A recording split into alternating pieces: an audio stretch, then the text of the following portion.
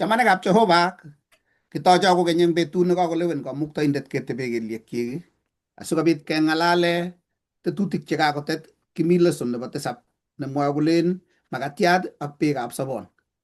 Atinye kiboitinik chemi kobotech. Atou eng kebeberta netai ak nebo Jumambili.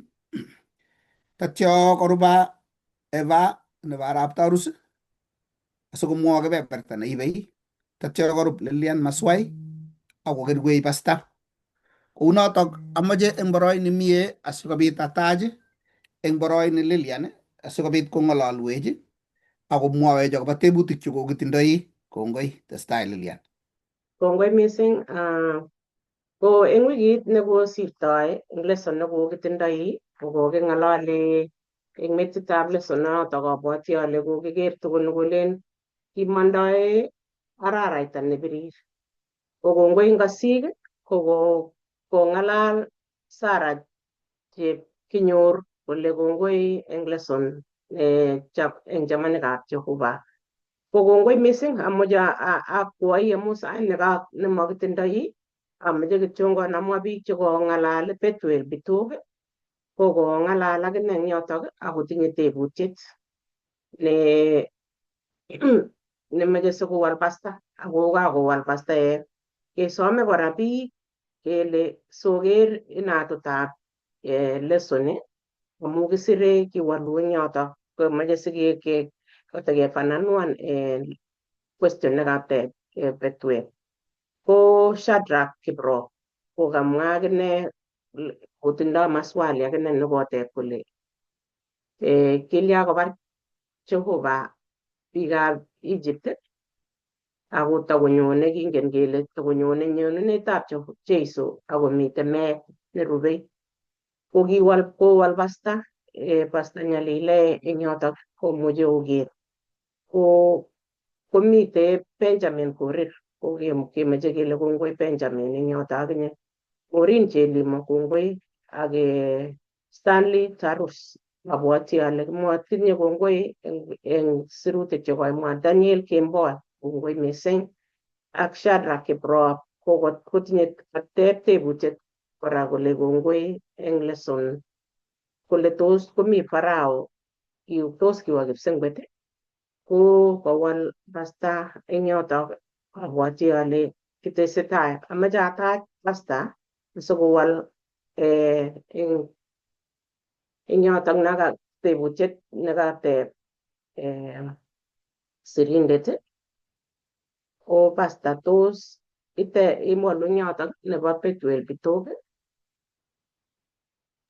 Kongoi Bethuel. Kateb Bethuel kole eng iman nekai ko ng'o ekai nekiuit muguleldab Farao? Kiuit Jehova anan kiuit Farao inendet? Kiking'alale eng ng'olyondonitok eng lesson nekikinetigei ne lesson nebo 4 eng tarik Julai 21 arawetab tisab tarik 21 ko kikateb yotok kole who hardened Pharaoh's heart? Ng'o nekiuit muguleldab Farao?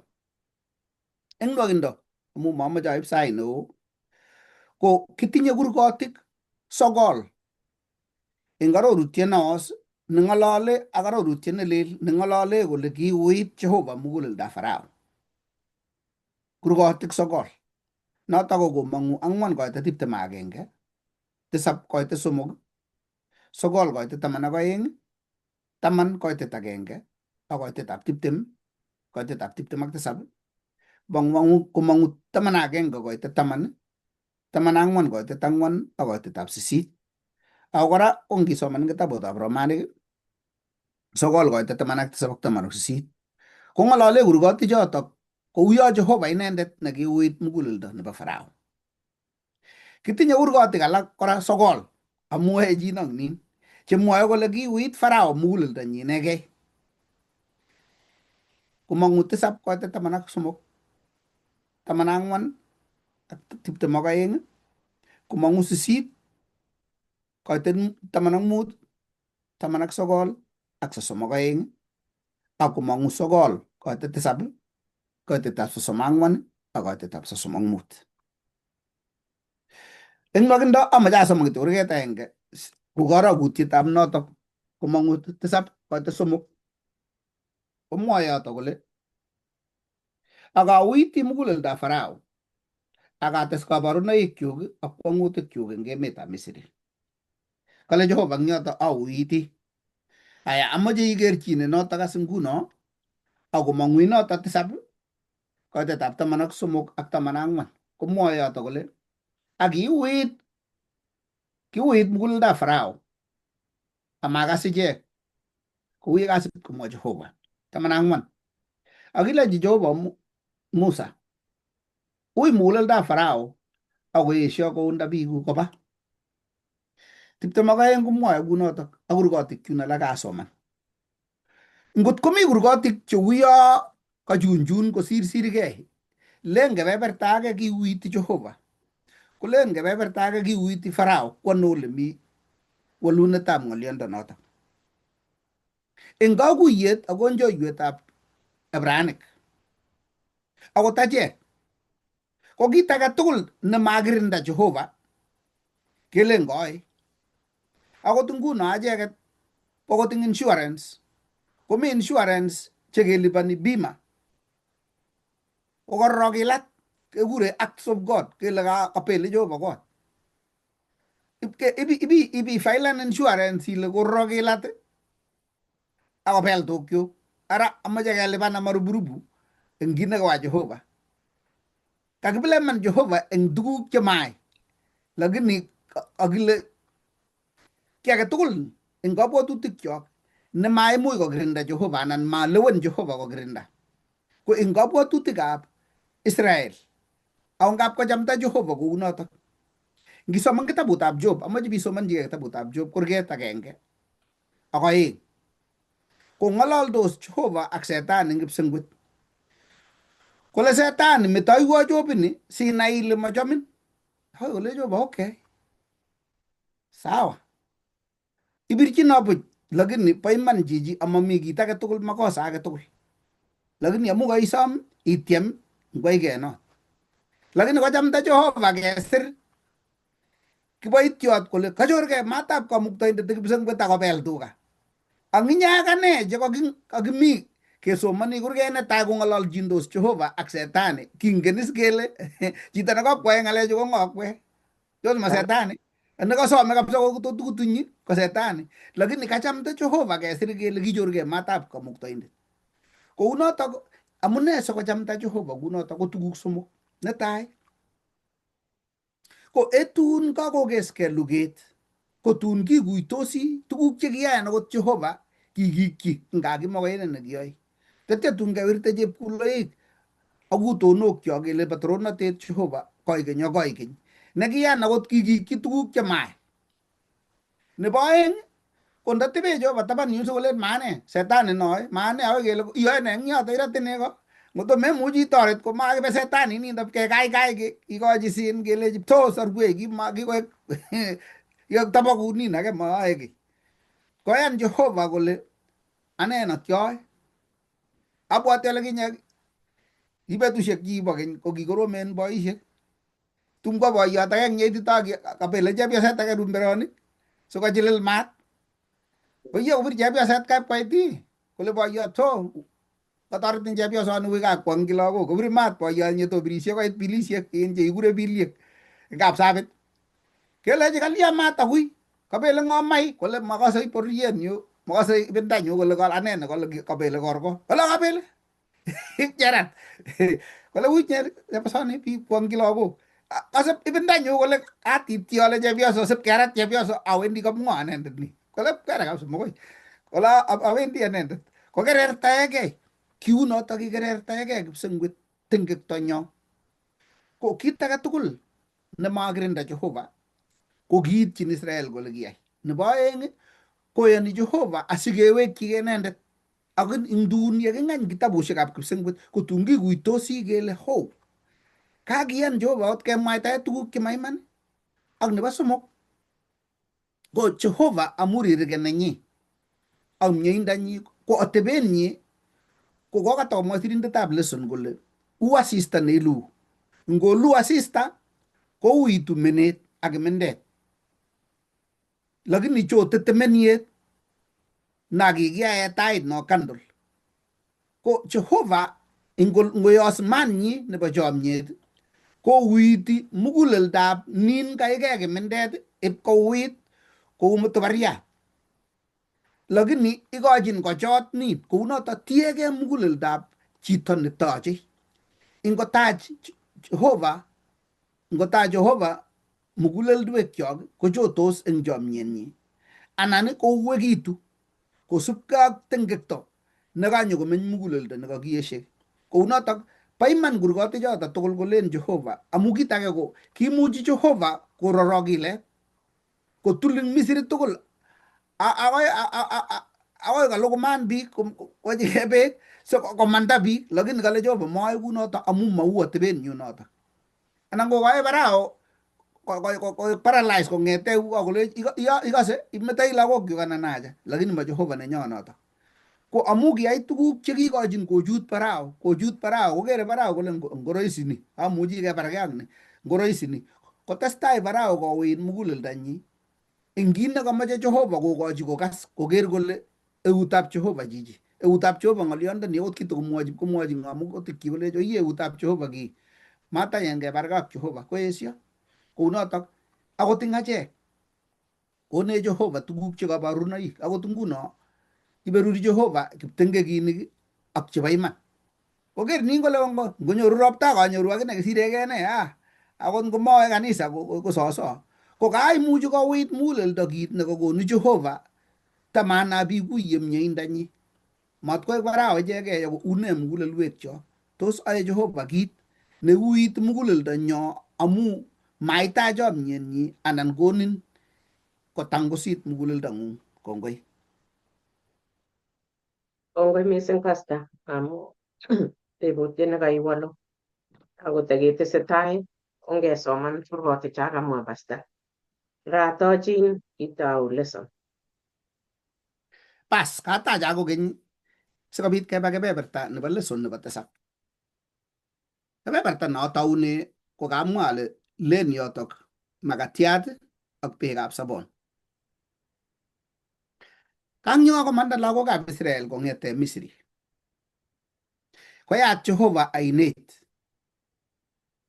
ak ingya kolanda bitonin ko kimi ortinwek chekimuchi koboisie Jehova chekinwoken chekimuchi koib wikisiek oeng kityongon koit Misri koit Canaan.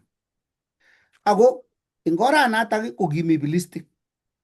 Koker Jehova kole ingotaboisie oret nekikure shortcut nebo keldo neshokoitei ko ngot kotuiyo ak Filistik bichu amu tom konai luget komee mugulel bichu tugul chu akole kaikai keweke ole kikibunu, kole Jehova akoikoi amute ichek oret nebo ong'atet sikealach nekotakibune ketile shortcut kealach kechortagei kelandae janjet nebirir sikechortagei kerekto akoi Sinai sipkeba emetab Midian siketokosta akoi emetab Amorik sipkelong'une Jordan komosta nin sikewek anyun ole kikimirir emet. Kikaikai Jehova komute ichek emet neloo amu ingen nyalilda nemi tai akongen kayaneng'wa ole te. Tebutiet, tos akot ing sobeng'ung ko ngap kolewen Jehova komuten ortinwek chemana chi ikere ile angamirirenech emet oli akingen ole kibendi kotokchechano chachpote kalya barasai angi boyondone ipkoi kesungusyan namna gani angotakibendi kane chepyosoni kane lakwani eng keberberet tos nekatakiibu tiyet ak toiyet ko tos kikutuny ketebe Jehova kelechi makikuye orani kemutanech ako Jehova yat konyekyok sikeker kele amune silewen orani. Nyumnyum kokur Jehova kiboityot ngomanung'otyong'ung ngosotyong'ung akot ing tuguk chotete eng kapchi anan ko kaniset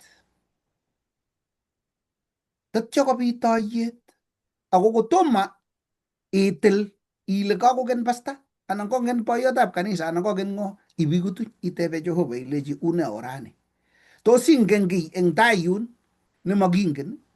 Ngap kong'alalun sigik kole oye komachame koroti lakwani kalya komebirtegei ile atuni ngochame anan komachame awendi ak sandani tos mi kii neingen Jehova eng tai yun?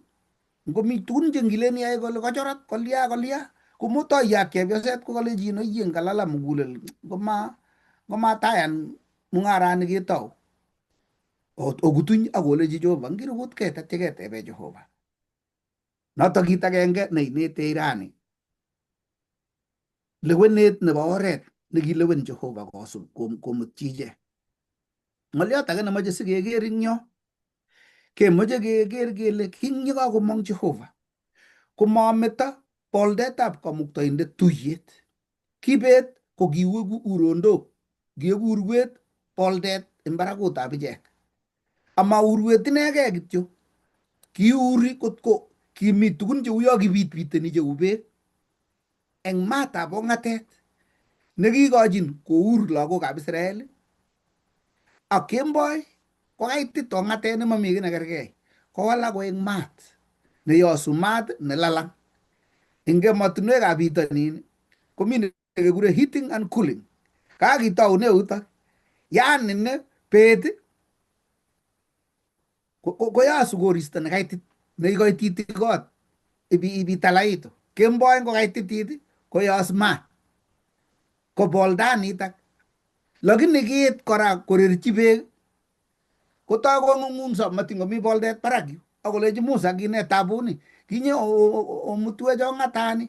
Ko kakimoche keker yutok ne nekiyaak eng kitabutab Komong'u 15 koit 22. Komong'u 15 amache asoman koitetab 22 sikeker kele ne nekiyaak yekingoit lagokab Israel kwenkwenutab nyanjet, kwenkwenutab ong'atet eng oinet bitonin. Akondochi Musa Israel koba eng nyanjet nebirir, akoit ong'atetab Sur. Kiba bandab betusiek 3 eng ong'atet amanyor beek. Beek konyo kuyongen eng ong'atet ko kit age tugul. Ngomami beek inyolili nemami kiy nekergei eng kiy age tugul nebitei, eng kiagik, eng kiy age tugul nesobei akong'uni komoche beek. Tebutienyu, beechu ko ng'o? Nyekekere baadaye koita nekikikwer sikomong beek. Komwoe eng kitabutab Korindoek kole koyatak nekimi koboto ichek, nekibendat ak ichek eng ong'atet ko ki Jeiso. Amache ateb ale tos kibendoti eng ong'atet yemomi Jeiso? Akebendi kuye masikeker eng tai yo, kokiba kot koit Mara konyor beek, yani betusiek 3 makie beek, kakobek beek, kobek tugul chekikiloe muiwek, chekikiloe nep koyam, akiiny kabisa kosai, mami akot chesokolen tek. Tatyo koker tamboiyot nekimi beek, kerkwai kabisa ak ipkibutyi oinet kelenge taikere kong'ete chito akowach bwonen beek nemami kiy nekergei tile bich. Tos ngap komitei boroindo nekekere kiy eng sobetab ing'ony nekonech kamong'unet kele kakesopche, tebilen ichamcham kokami meet beek orit, ako koek Jeiso nekanyo koborchi Musa kit nekindoi bechotok kolotil temet akinde, ako ki temonotok ko Jeiso. Tos inyoru chi neilen to kakotuno asobe kabisa, lakini mobo kanisa anyun, anan ko kale siatunin iyomoche aiwo kotep kole, iker ile ara ene akoi yuto tugul ako akonu kiy nekikonu si ameto kayanenyu sinyai tai yo monyasubu nyekebatisanech. Kakawalak bechotok ko beekab meet ngot komomi Jeiso, ingondoiwech Jehova, asikobit kikuye kenai kele kaka ngomomi kipsengwet, kaka ngot komomi kayanet ing Jeiso koeku buch tukchoto tugul. Ako ang ya kolanda bichu ko ngaka kenyoru katerteret kotokomi tiemushosiek tai, amu kangya keunda lagokab Israel koba ko kitokokeni nyanjet nebirir. Ing ya olanda eng nyanjet nebirir kole o Jehova nemami ki nekergei, kokeni ong'atet nebo sur, ingosir yotok kokeni mara, ingomi tai yoto yo kebang ong'atet age kony. Kou notok eng bandanyo tugul kebendi kipsengwet ketiemoti kayanenyo amu kibo komut Jehova ichek eng oret ne lel nekitomo kongen, ako kimoche sikobit konet konai Jehova amu kiakoek kenyisiek 430 komi ong'at komite Misri kotko kimatokongen Jehova. Tos kingen Jehova eng oret neu ne? Ingotoretech Jehova eng tiemisiosiekab kotugul sikenai kamuktoindet, amu mi tiemisiet neo nenyigis tai, koyoku kamuktoindet usonoik chemengechen cheitumtumi tikitikab ketik. Ai, ketit age tugul nekitumtumi atkan kora kobendi tikitik orit mising, ak yakenai Jehova kosir kotun koit kimokoitoni neo nenyone koirie ketik ketonondosi amu kiba tikitik yokono ing'weny.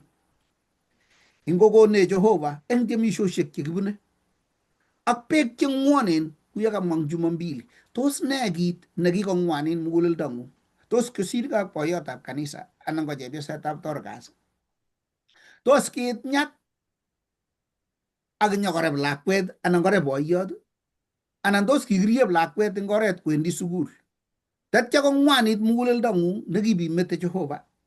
Kale Jehova rani, ne beek chekichamcham cheking'wanit muguleldong'ung, ne nekirat eng muguleldong'ung? Nekale Jehova imoche Jeiso kotemen nekindo orit sikotiakak muguleldong'ung tatya kokonin iwekyigei kamuktoindet.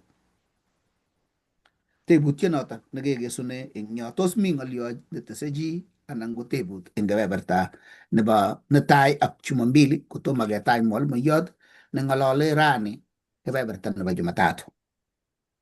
Pasta kamache ates ng'olyot na kangimwoiwech tuguk chekiyookis eng lagokab Israel ko kamanda eng oinet koba ong'atet.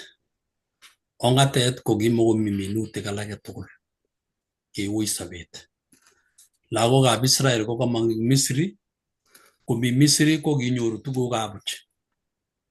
Kitindoi msaada nekikonu, nyone lorit kila, amang'en ale ki lorit anan faraisit nekikiipchini kityo biik amitwogik kelech betut nekile obwa oib amitwogik. Ai kasit eng olin lakini mi amitwogik cheki free chekikikochin biik. Ko eng kasar age tugul nebo sobetab chito ko tugun chekikonu buch komebirtoigei. Kamong lagokab Israel koba ong'atet, amitwogik kocham kwame kocham kikonu buch komakomi. Kaba ong'atet nemakere kiy, chiregei lat ng'alekab koik kityo. Lale asista nekitomo kekere lakini mi boldetab Jehova tomo koutye icheket eng banda neloo. Boisiet netindoi Jehova eng bichu komeche kokuiyo bichu kole matiegei ichegei kou yekitiegei sobenwa eng emetab Misri Farao.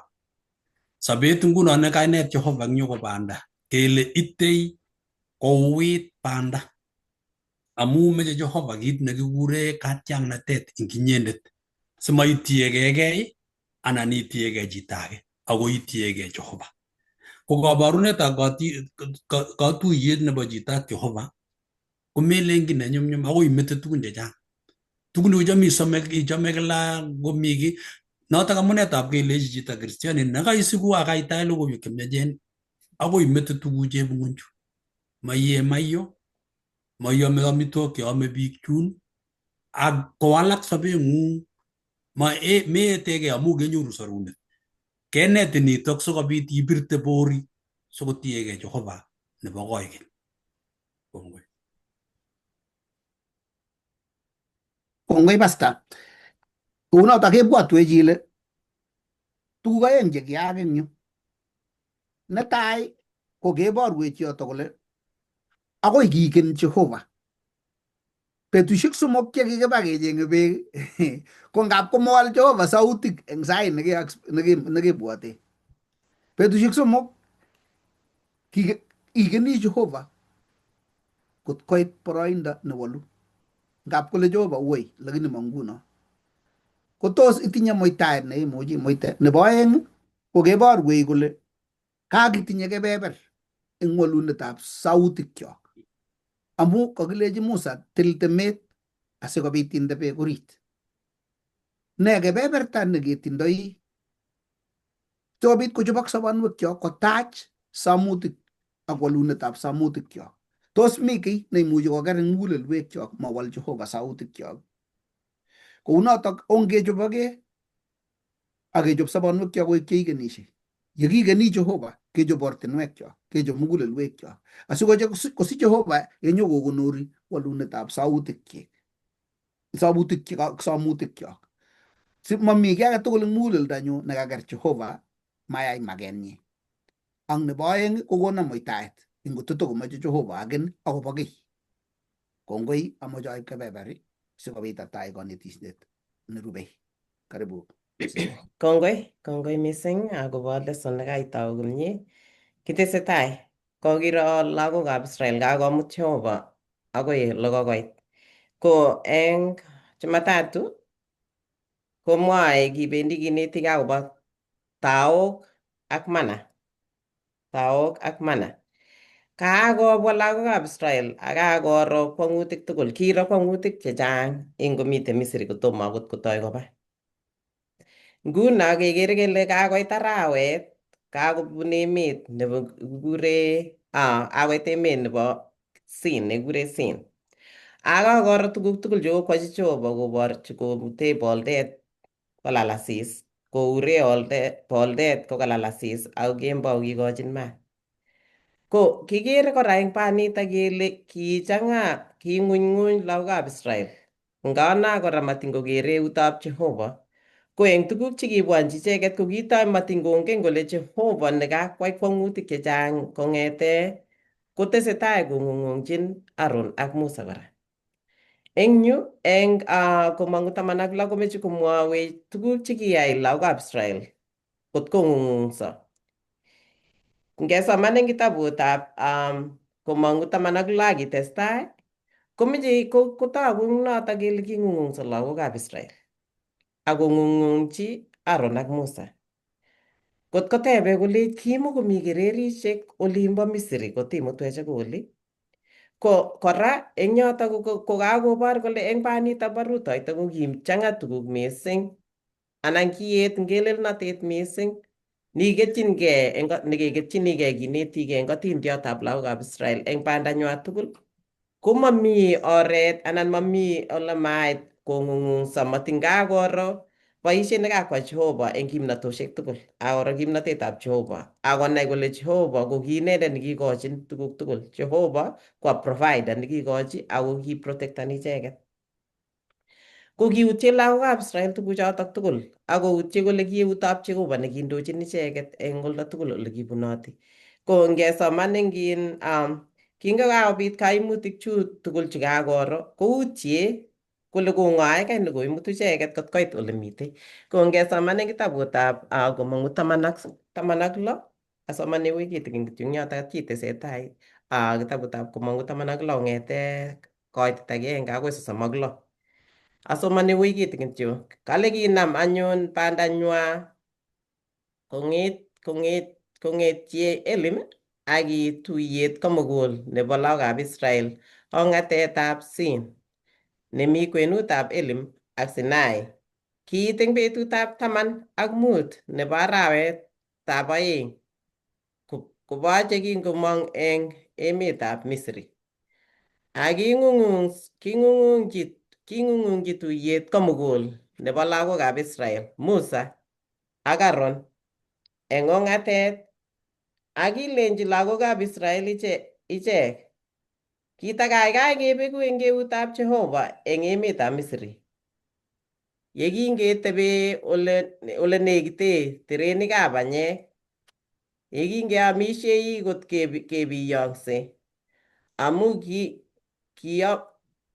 kiomokwech kebwa ong'atet si obare rubet tuyoni komugul.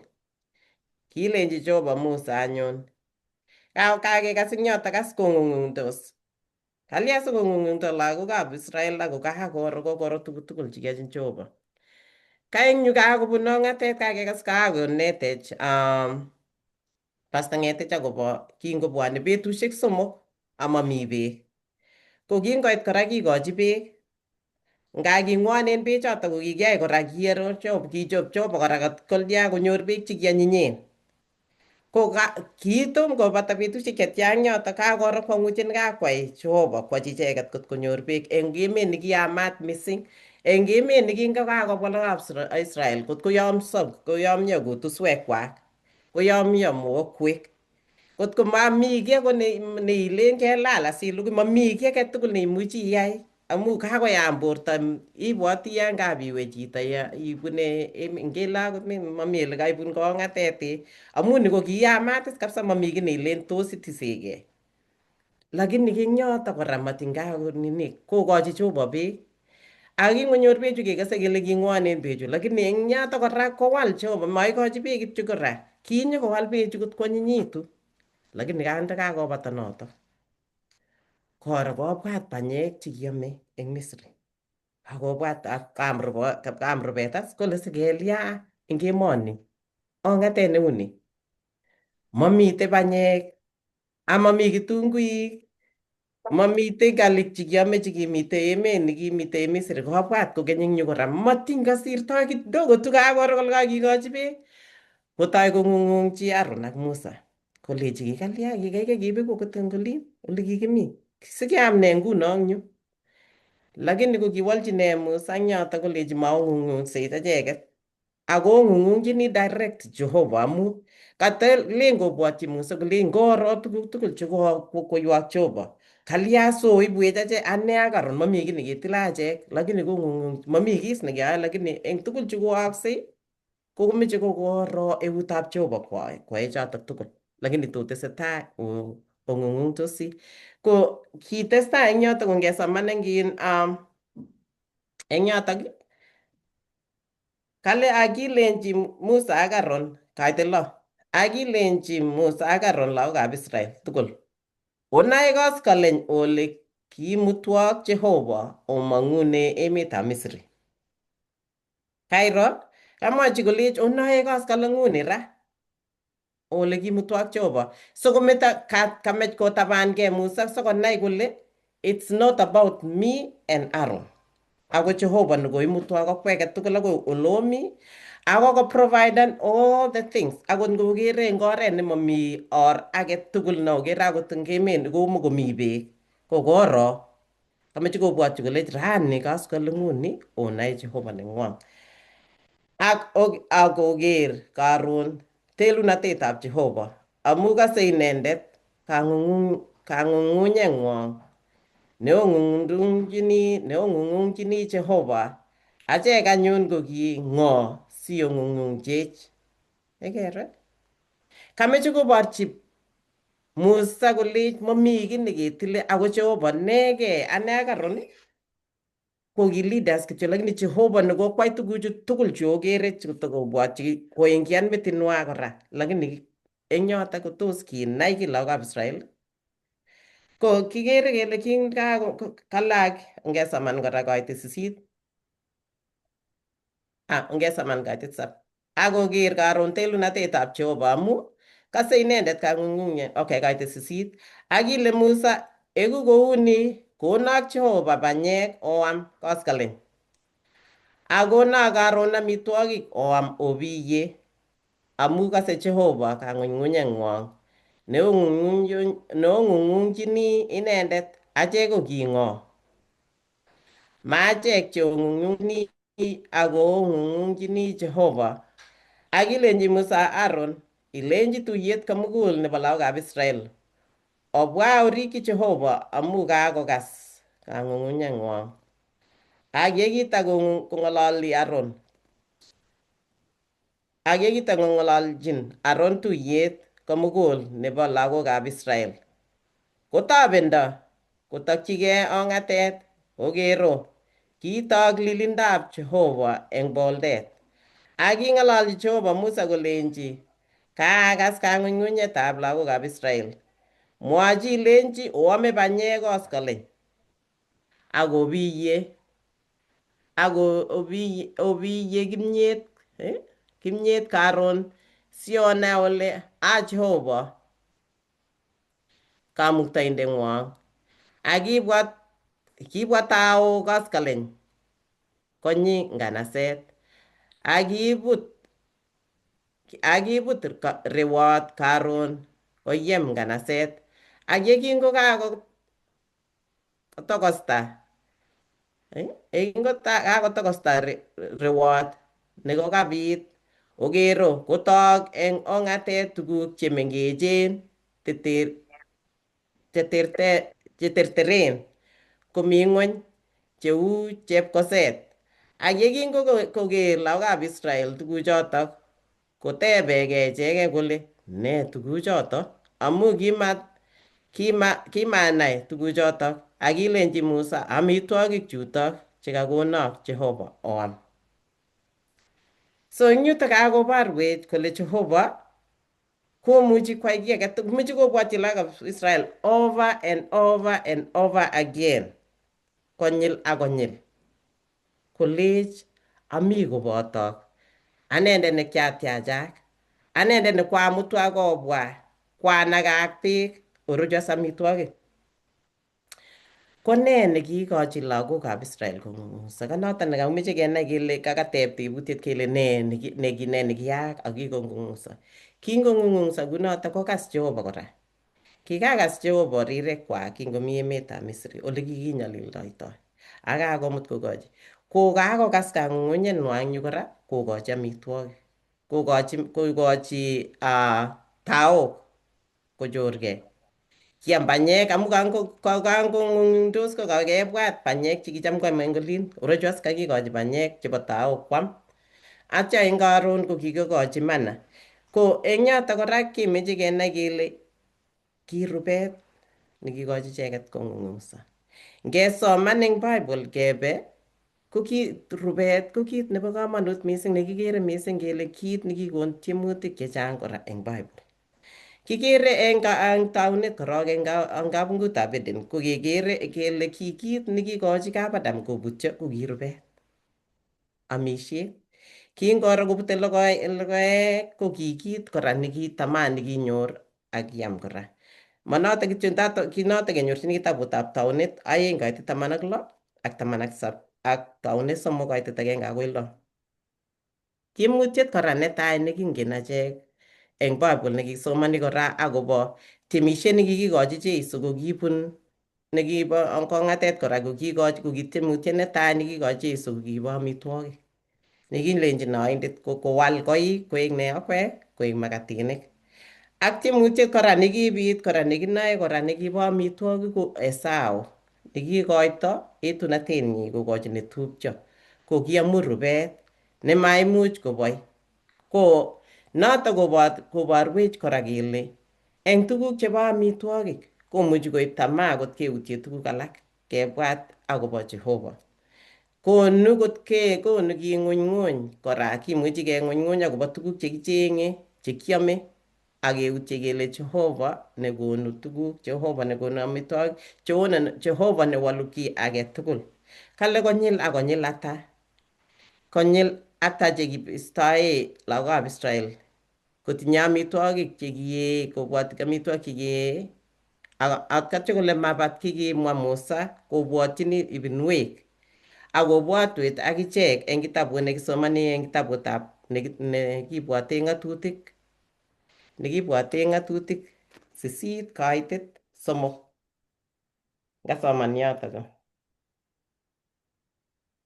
nekibwote ng'atutik 8:3. Mwae yotok kuni kole ak yekiming'inin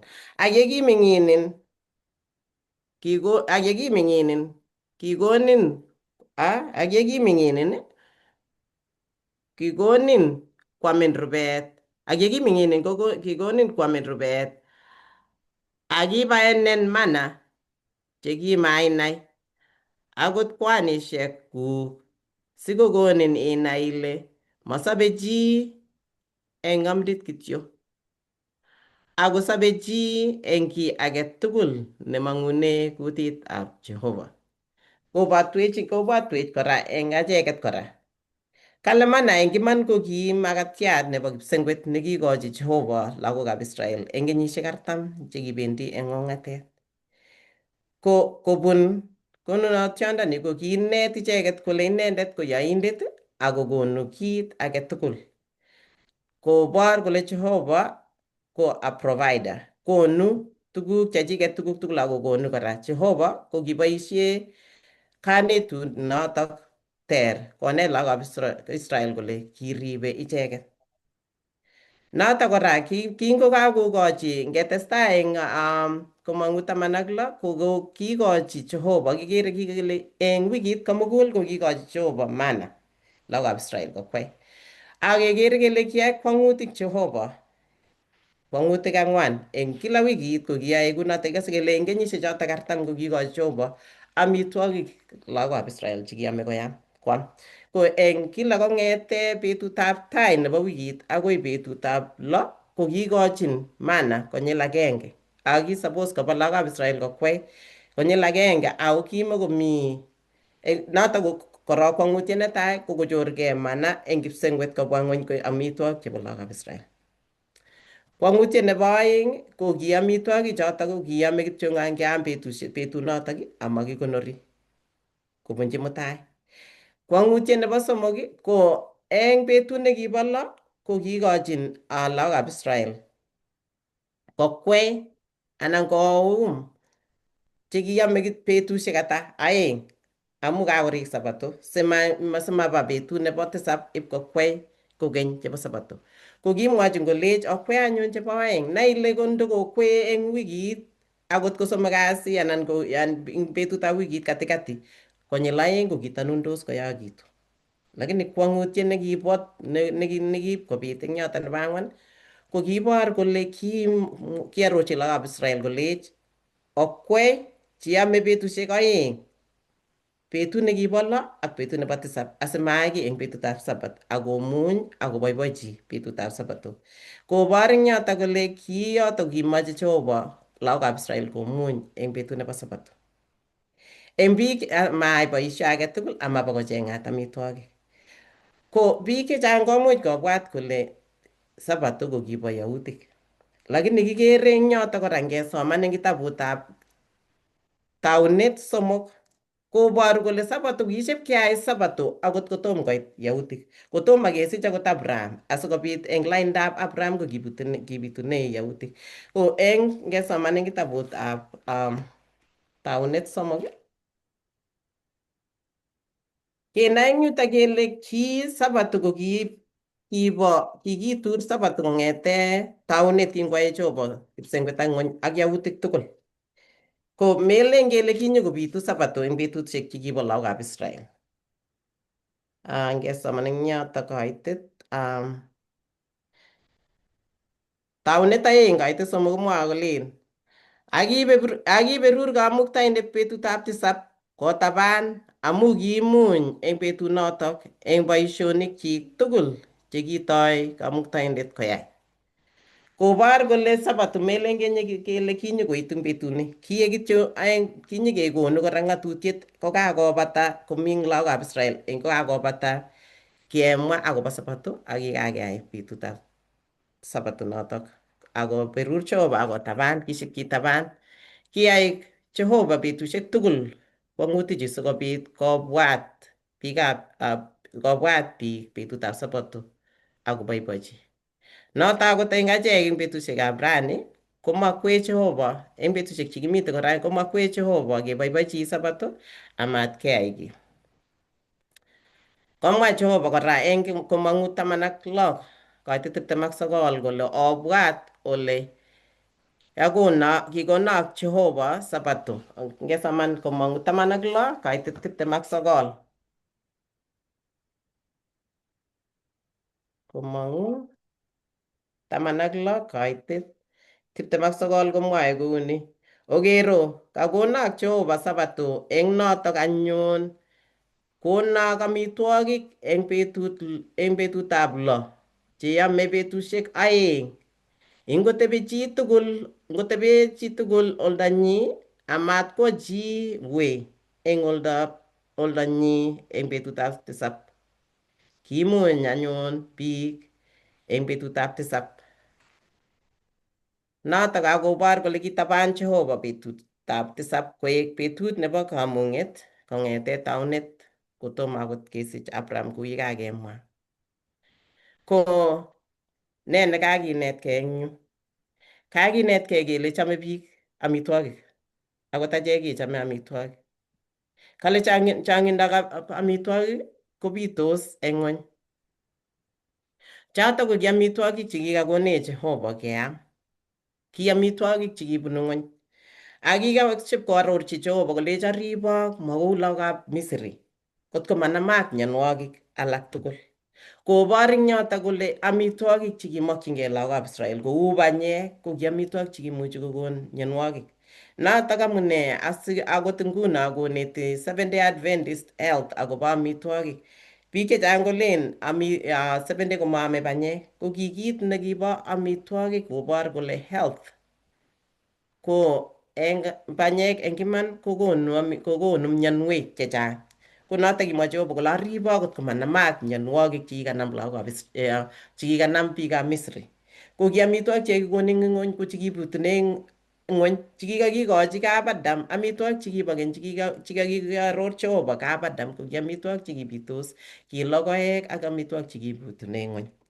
Ko amitwogik cheu banyek chekinyokotamana lagokab Israel kokeny ko ki tuguk cheibu mianwogik kou akot nguno kengen kele amitwogik chechang eng nguno mianwek chechang ing mising kou heart attack, strokes, diabetes and all that stuff. Ko ngisub iman kobitune amitwogik cheu banyek akot nguno kou stroke ak ne kobitune tuguk chekile cholesterol and all that stuff. Ko kikakinai kele tuguk chemanyolchin chito kwam ko chotok. Ko kakenai kele ibu tiemutik amitwogik. Kakenai kele ko ki biik kimuchi keutye tugukab amut chikokwaiwech Jehova. Kou lagokab Israel kingoutye kwang'utik tugul chekikwa Jehova. Ko ngap keutye akot eng achek ko ki chitondit imuchi kero tuguk chekikwaiwech Jehova che echen.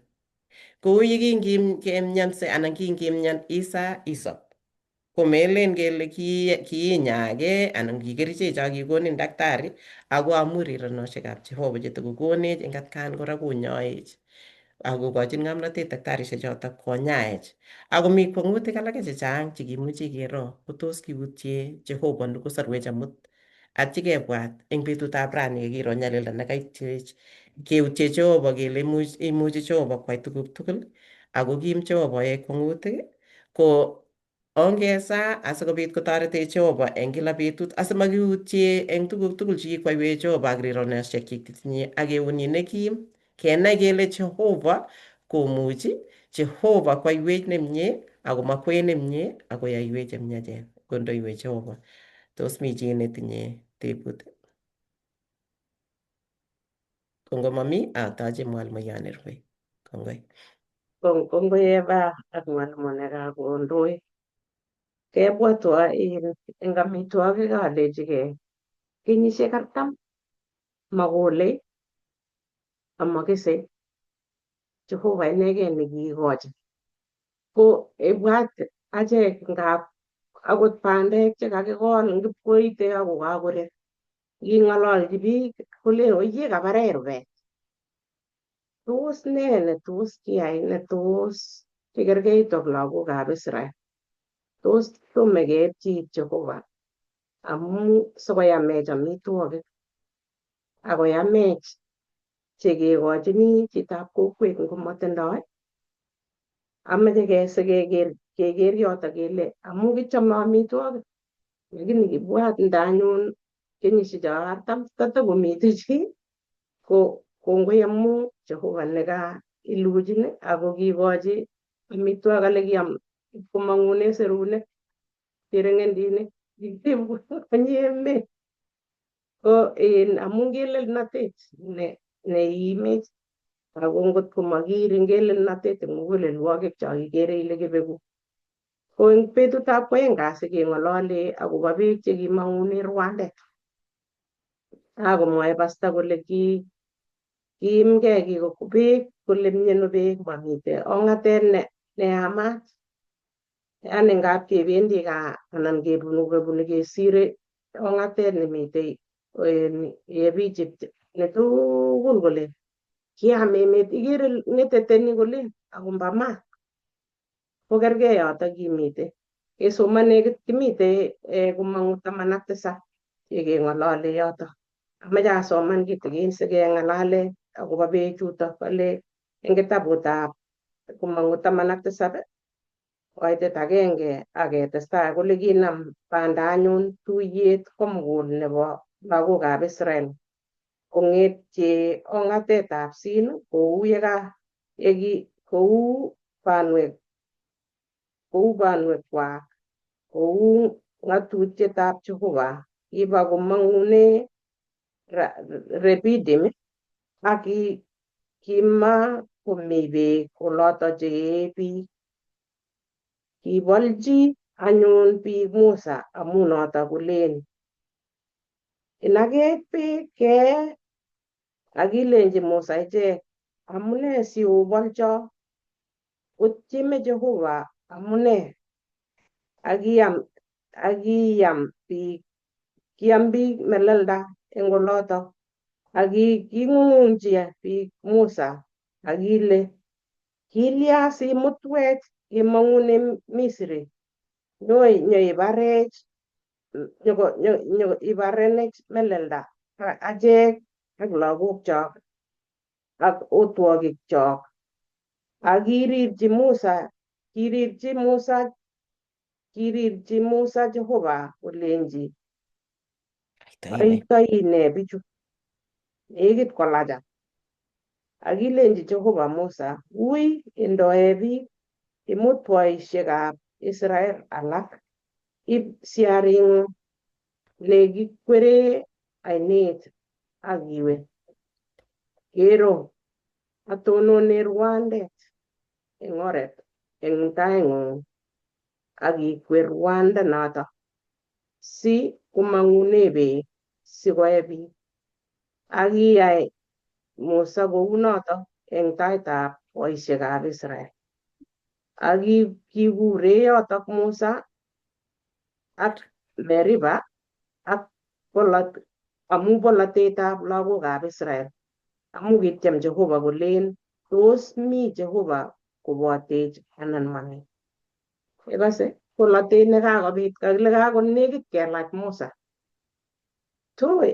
takong'etu Musa ngano kikokas maat Musa kale konech beek kimutunech kokimi beek oli yekiitu kautye ming'in metit ng'wano ilechinigei mingiche metoekwok namna gani koutye ainet nekolong'une amut yoitu yole kamiano beek koutye Jehova nekokono komong'une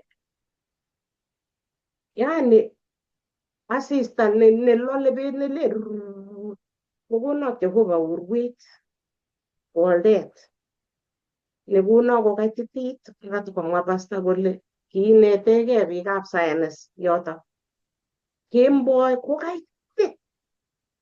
kaitit kitakebe Kamburi nebo kenyit konye oloto akine ko jangwani mamitei beet ng'wan asista kemboi kokaitit akemi emait orit ko kikichamcham kitigin nemabwoti ale uu lagokab Israel koutye bichu tie kole Jehova nekweyoe kokono lolong'yet inendet nekiwendi tai kibwa biikab Misri kowonu ako kiker ak konyekwak kikakile kikatokomwa arap Maro kale kikalculaten Jehova kole ngorwouchu kole kobendi lagokab Israel cheboto agui cheboto chepyosok cheboto lagok cheboto nego cheboto tuga tugul koyoche komandae oinoni akebwat biik kakikakiit kele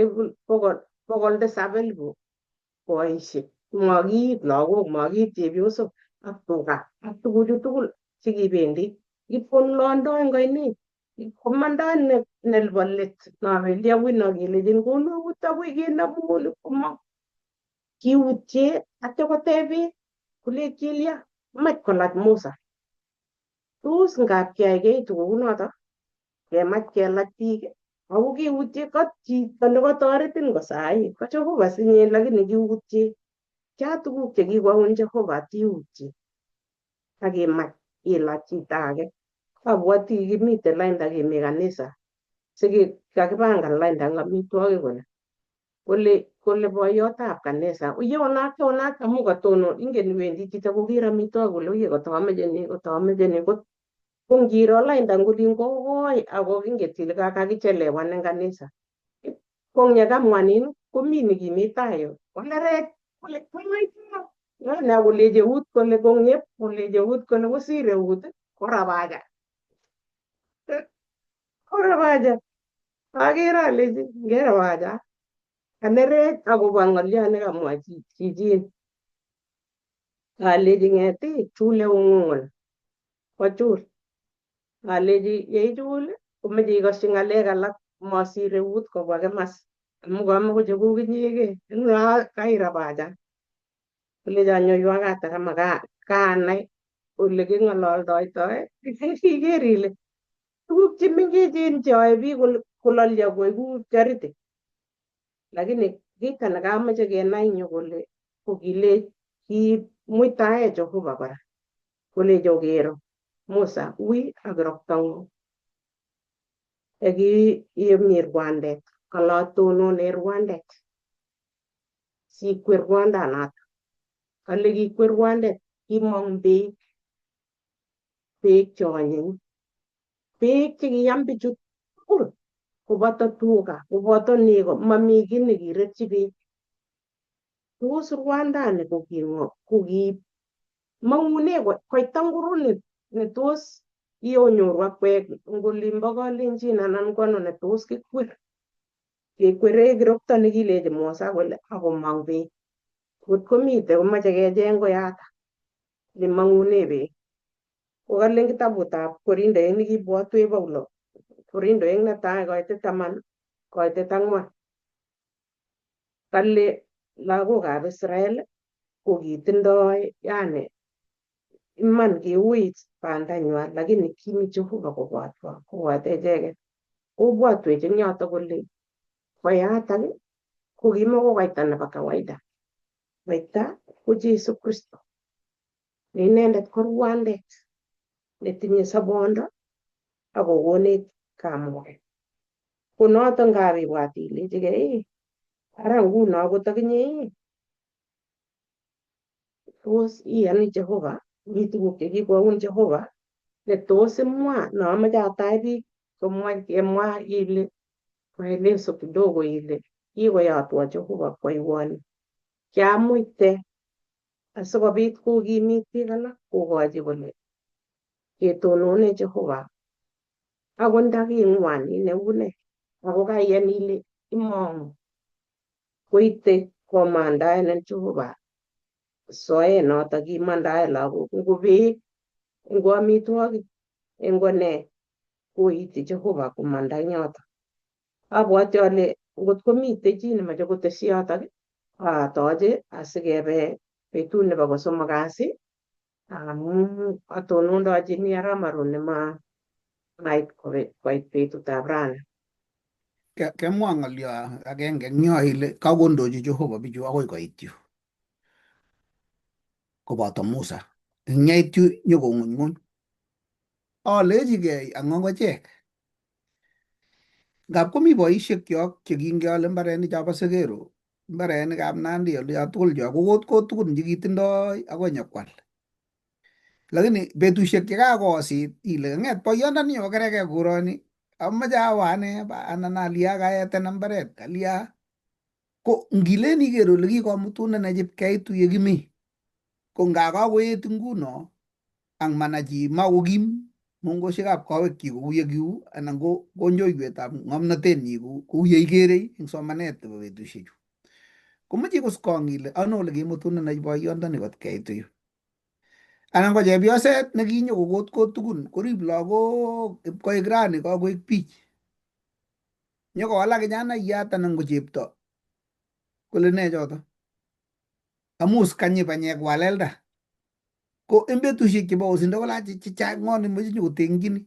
Ko ngilen ibwat kong'et ole kenye ibibinginin busaru ne iloliot neking'ete kemboi ngap karir kemboi mami chi netoreti. Lakini ing yekoiyetu rani iutye. Ko amoche kebwat choto akichek amu en kirorechini lagokab Israel. Lakini ole kikebunu ak Jehova tuguk chekiyoiwech kesopche rani. Lakini taikayat nebo let nyiker ilechi keyacha. Mogeni ngakoik keny ngasa mawolwo ko yuto imoche inai ile ano kikolong'unenon Jehova akot ane eng sobenyu ak ne neikono rani ang'ung'ungi Jehova. Amu kiyoe noto akot akichek rani akerorchin lagok Israel kele keng'ung'ungi Jehova akokere boldet komi barak ang'achek kotya boldet nekekere eng yu ak tuguk cheyoiwech Jehova kotugul akot chekoyamut lagat. Lakini ngipkomi rani kainere ko kalen kotoreti Jehova eng yoto sikisiach sobonwekyok. Kates ng'olyo kora. Go ahead. Eng sobet nebo kandoinatet yeku chi kandoindet komanyumnyum. Biik cheindochini alak chechang komeyonin. Musa kokemut lagokab Israel koek kandoindet. Kandoinatet nebo Musa komeche kobor kandoinatetab Jehova nekikatet kong'ete taunet. Setani komeche kobesio biik ak kandoindet ak Jehova. Boisiet nebo setani kuno. Eng kandoinatet age tugul koi boiyotab kanisa anan koi pastor anan koi president anan koi kirwokindet. Tuguchotok tugul ketindoi. Meyoni biik chechang kotikere notab kai kele lewenisiet tarawek che ngeringen eng kanisa kong'uing'uny kaniset kora. Akele kakikilewen chi nekikibwoti kele chito nebo komonut kakikilewen chitu. Musa eng yu kakotelel Musa eng taitab Jehova akakouit sobet. Betusiek 3 eng banda na ile makomi beek. Beek chekikae manale kitokae beek ingin amus manale kiyae ararait taman. Kibodan boto chekibo Misri. Ako mele kitindoi chi korot nekikaibe beek. Kimotindoi lalet anan ko lolet nekaibe beek. Kitobeku kora. Ko ngibwat asista ak melelda ak amitwogik ko kwongutik.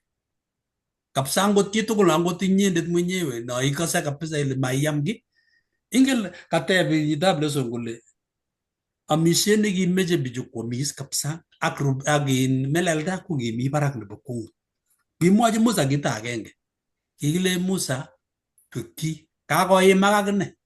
Kakile twekyi rwandet amu nakakamwa pasta nakaba Meriba ko kipkobuti biik yani makongete kolaben kot ngeu ipkobutyin koboto moet tugul makokere kole mi koik ako kul tap kokuli ko kakoba chechang moet tap koit moet kokas kutit kole ne chu kae okerke ak chito nawendi so ngulimbo Turkana anan kebeberta ipkoistoi chito kitiongon mutwet nebo oinet takomile ka mugulge beek kole koisto mutwet kityo barak kole akurongige koe tap kotar kokeri ango mororochik chu kobwat kole mororochik ata chekakomoit maon ale tobegei anan ne ko kakile Musa twekyi makile Musa kwer ko amu kakesukuman Musa kabisa koitinat koutye Musa akine eng kandoinatenyi nekaba Jehova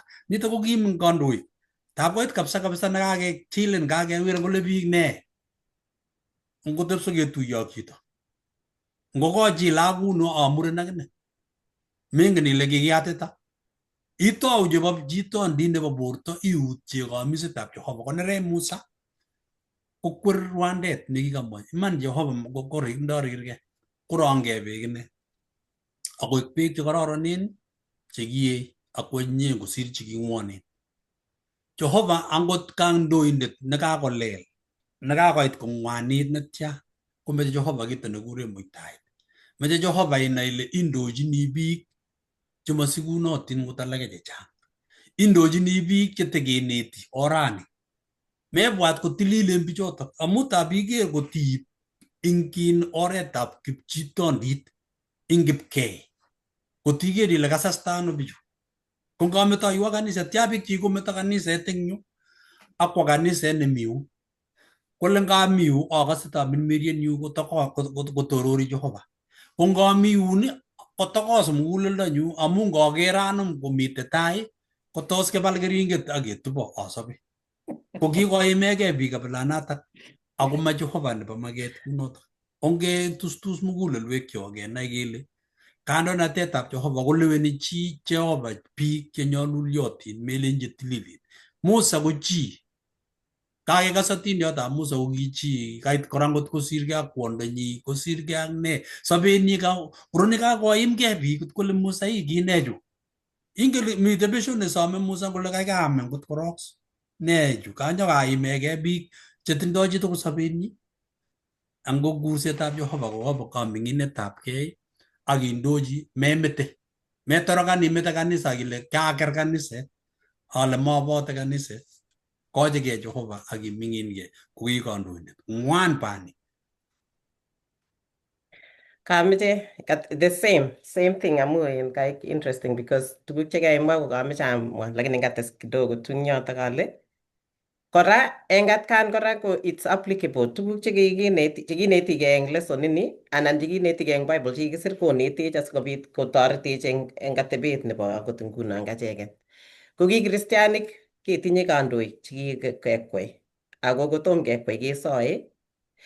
Ko ki kristianik ketinye pastaek cheindoiwech chekilewen Jehova sikoboishoiwech. Ko ngab kaker Musa ko kile Musa ko kinyor kaimet nekio mising. Eng acheket ko ki anan ko kikechire ketinye pastaek cheindoiwech kou nguno kitinye Pastor Ngetich ak Pastor Nyalile ko kitaban Jehova bichu koek kandoik akokochi boisiet ne inegei ne special. Melen boisiet neu nebo chitugul nebo ane bote ng'unyo ak akas tugche. Ko mi kang'unyng'unyet neketinye ko ki kristianik anan ko ki kechirek. Mat keker kele kityo ki lagokab Israel cheking'ung'ungchi Musa. Kitinye akot akichek jukumu ko ki biik kemite kerib leaders chekikokwe Jehova akesochi akekonyit akesupporten spiritually. Kora kenai kele icheket ko biik kora amu kakikas konyil ak konyil komwoe Musa kole king'o achek ane ak Aaron kot kong'ung'unchech acheket. Ko kiboitinik chekikochi Jehova boisiet ko pastaek ko achek ko ki biik ko ongesochi ongetoret spiritually akenai kele biik akichek chekinde Jehova kokochi boisiet asimaking'ung'ungchi. Yekakiit wakati nekakiker kele kait keng'ung'ungchi akebolchi akemwaitae tuguk chemachamu ko ongesochi akebechi. Akameche atare kitabutab Ebrainik 13 kaitet 15.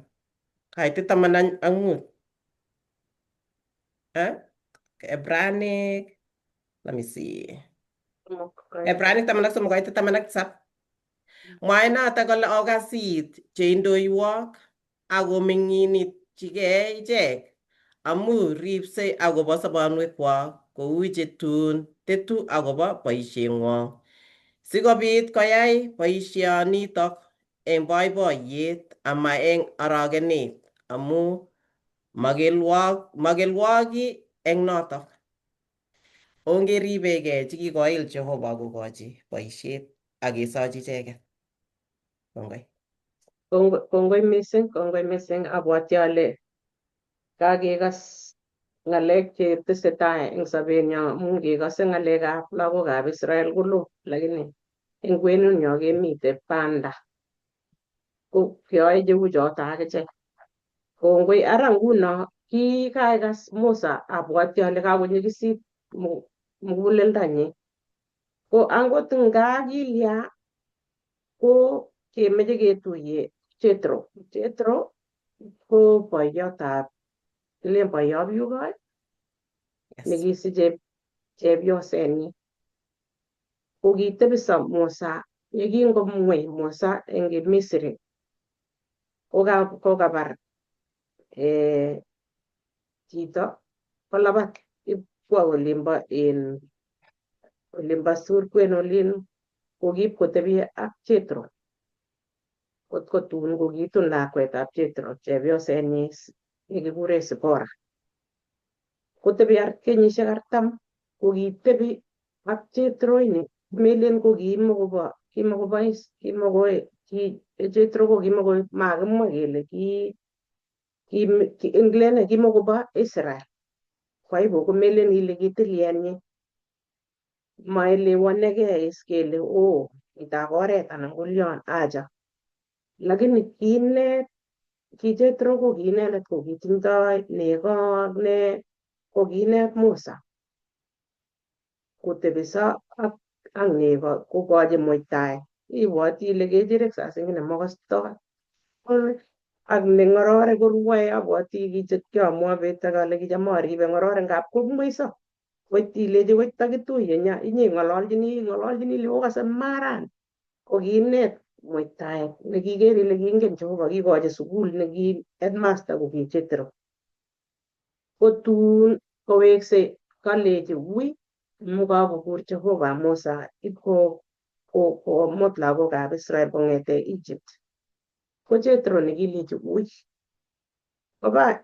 Musa ak chepyosenyi akas kele kingoit oret ko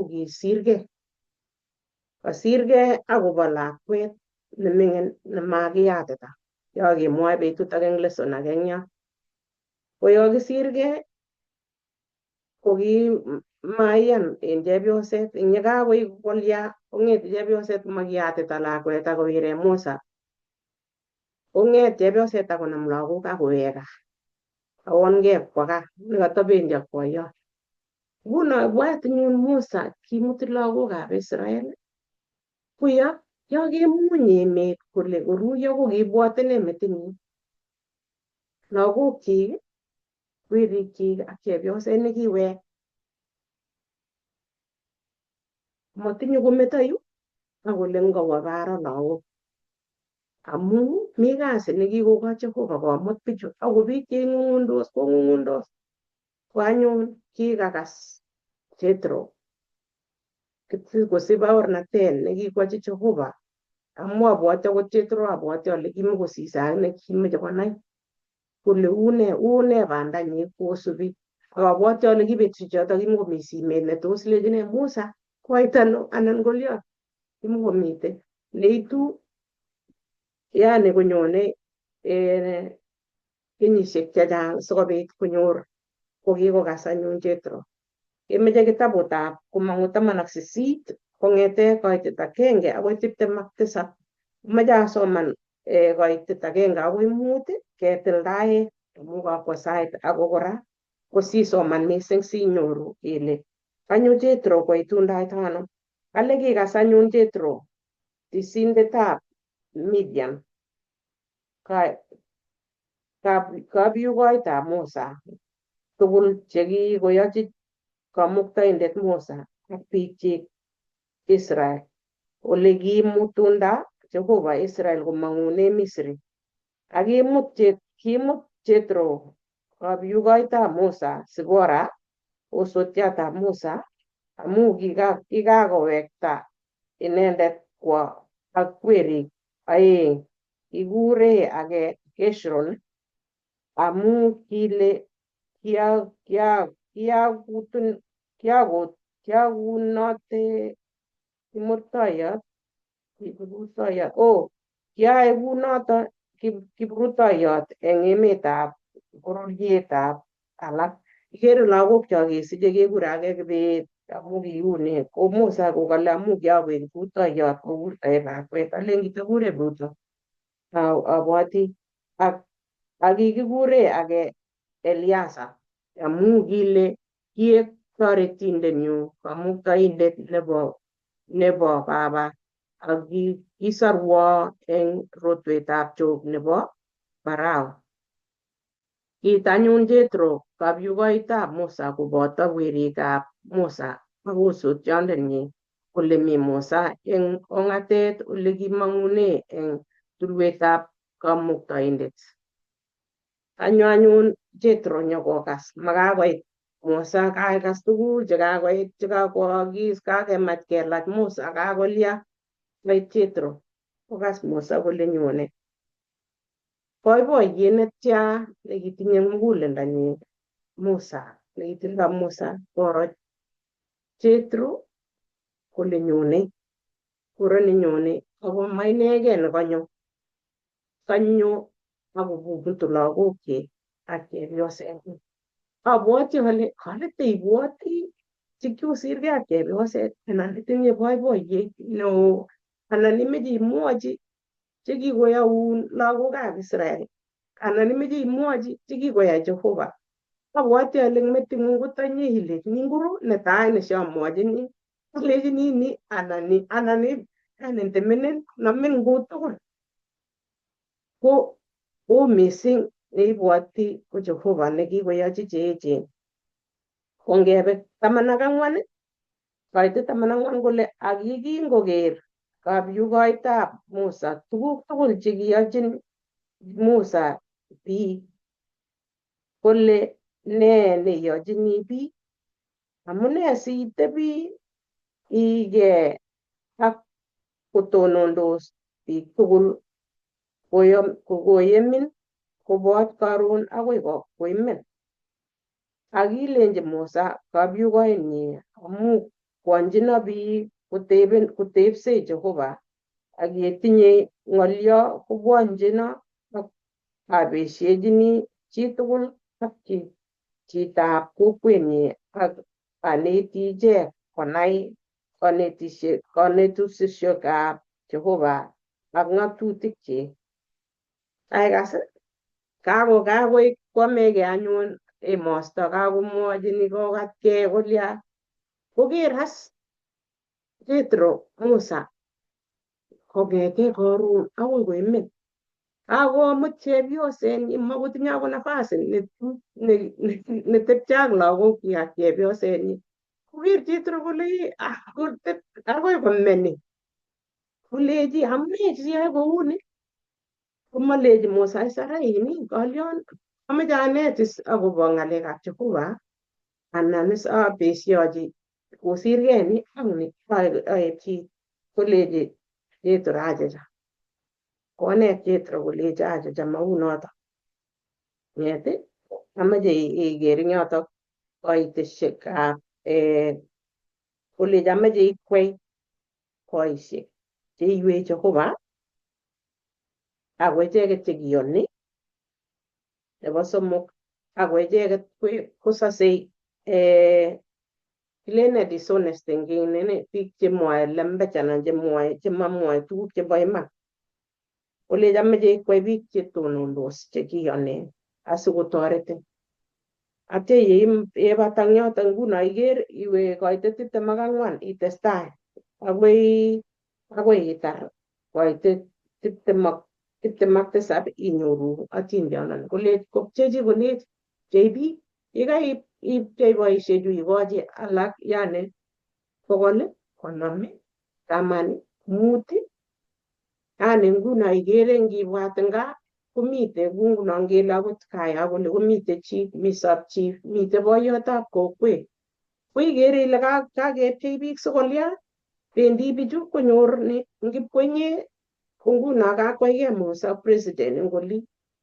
Ko ngipkoite president ng'alecho anan koite high court amu ki Musa komite kou president akomite kou kitonondochin kou high court ki agenge. Kelechin kokakepchei kounoto ngipkoitun kokakokas bichu. Kou nguno kakokas boiyotab kokwet koker kole acha ngobe kap sub chief mutai kele ngokas chief kebe kounoto DO anan ketestai. Ngipkoite barak yun ko ng'olyot kabisa naui nakiker ile kikokoromit. Ipkoitu yundo kosich kobus Musa akobit kotilyet akonyi. Ambuch kosokong'et kokeny chepyoset kasibora kowek gaa is amu mamite ng'alek.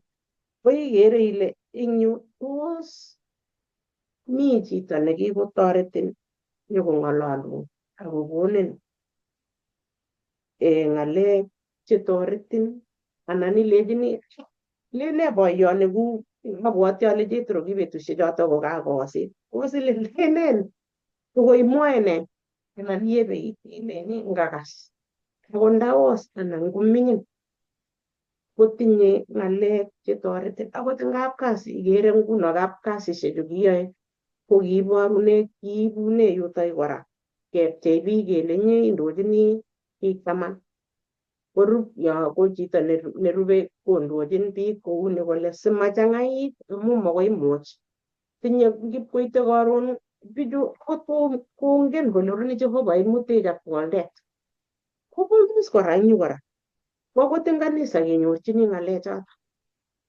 ko abwoti ale tos nee netos iyai asikobit making'ung'undosi asiyeku indochini kakikonin tos iwalake ibut anan isome Jehova asikokonin yekakekonin indochi komi eung'ung kondoun Jehova kou Musa atya achek chekindoiwech ko ngebit ng'oliot aketonone ng'oliotab Jehova mising kesomoni amu ngot ko makiker ng'oliot nekikiyoe ng'alekab lagokab Israel koek atindon keutie ngot ko makinetegei tuguk chekoyaak amut asikobit kenetech keker tai komakisiregei ak lagokab Israel yonjinech Jeiso koitchinech kotekemi kounoto akibutosi tos kiyai ne tupchosiekcho ongeng'ololchigei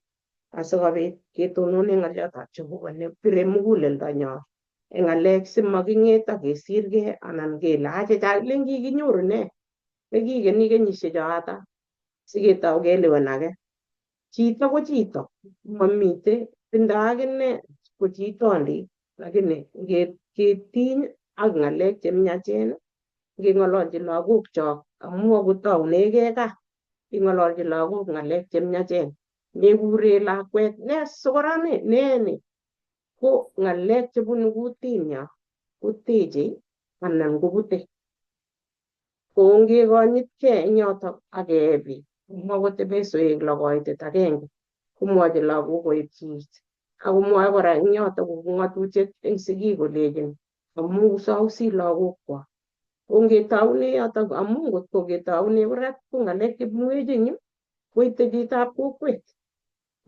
melen ile loetune yotok kongoi mising ameche ngotko mi mwalimuiyot meche kotesyi atoche mwalimu Pastor Nyalilet.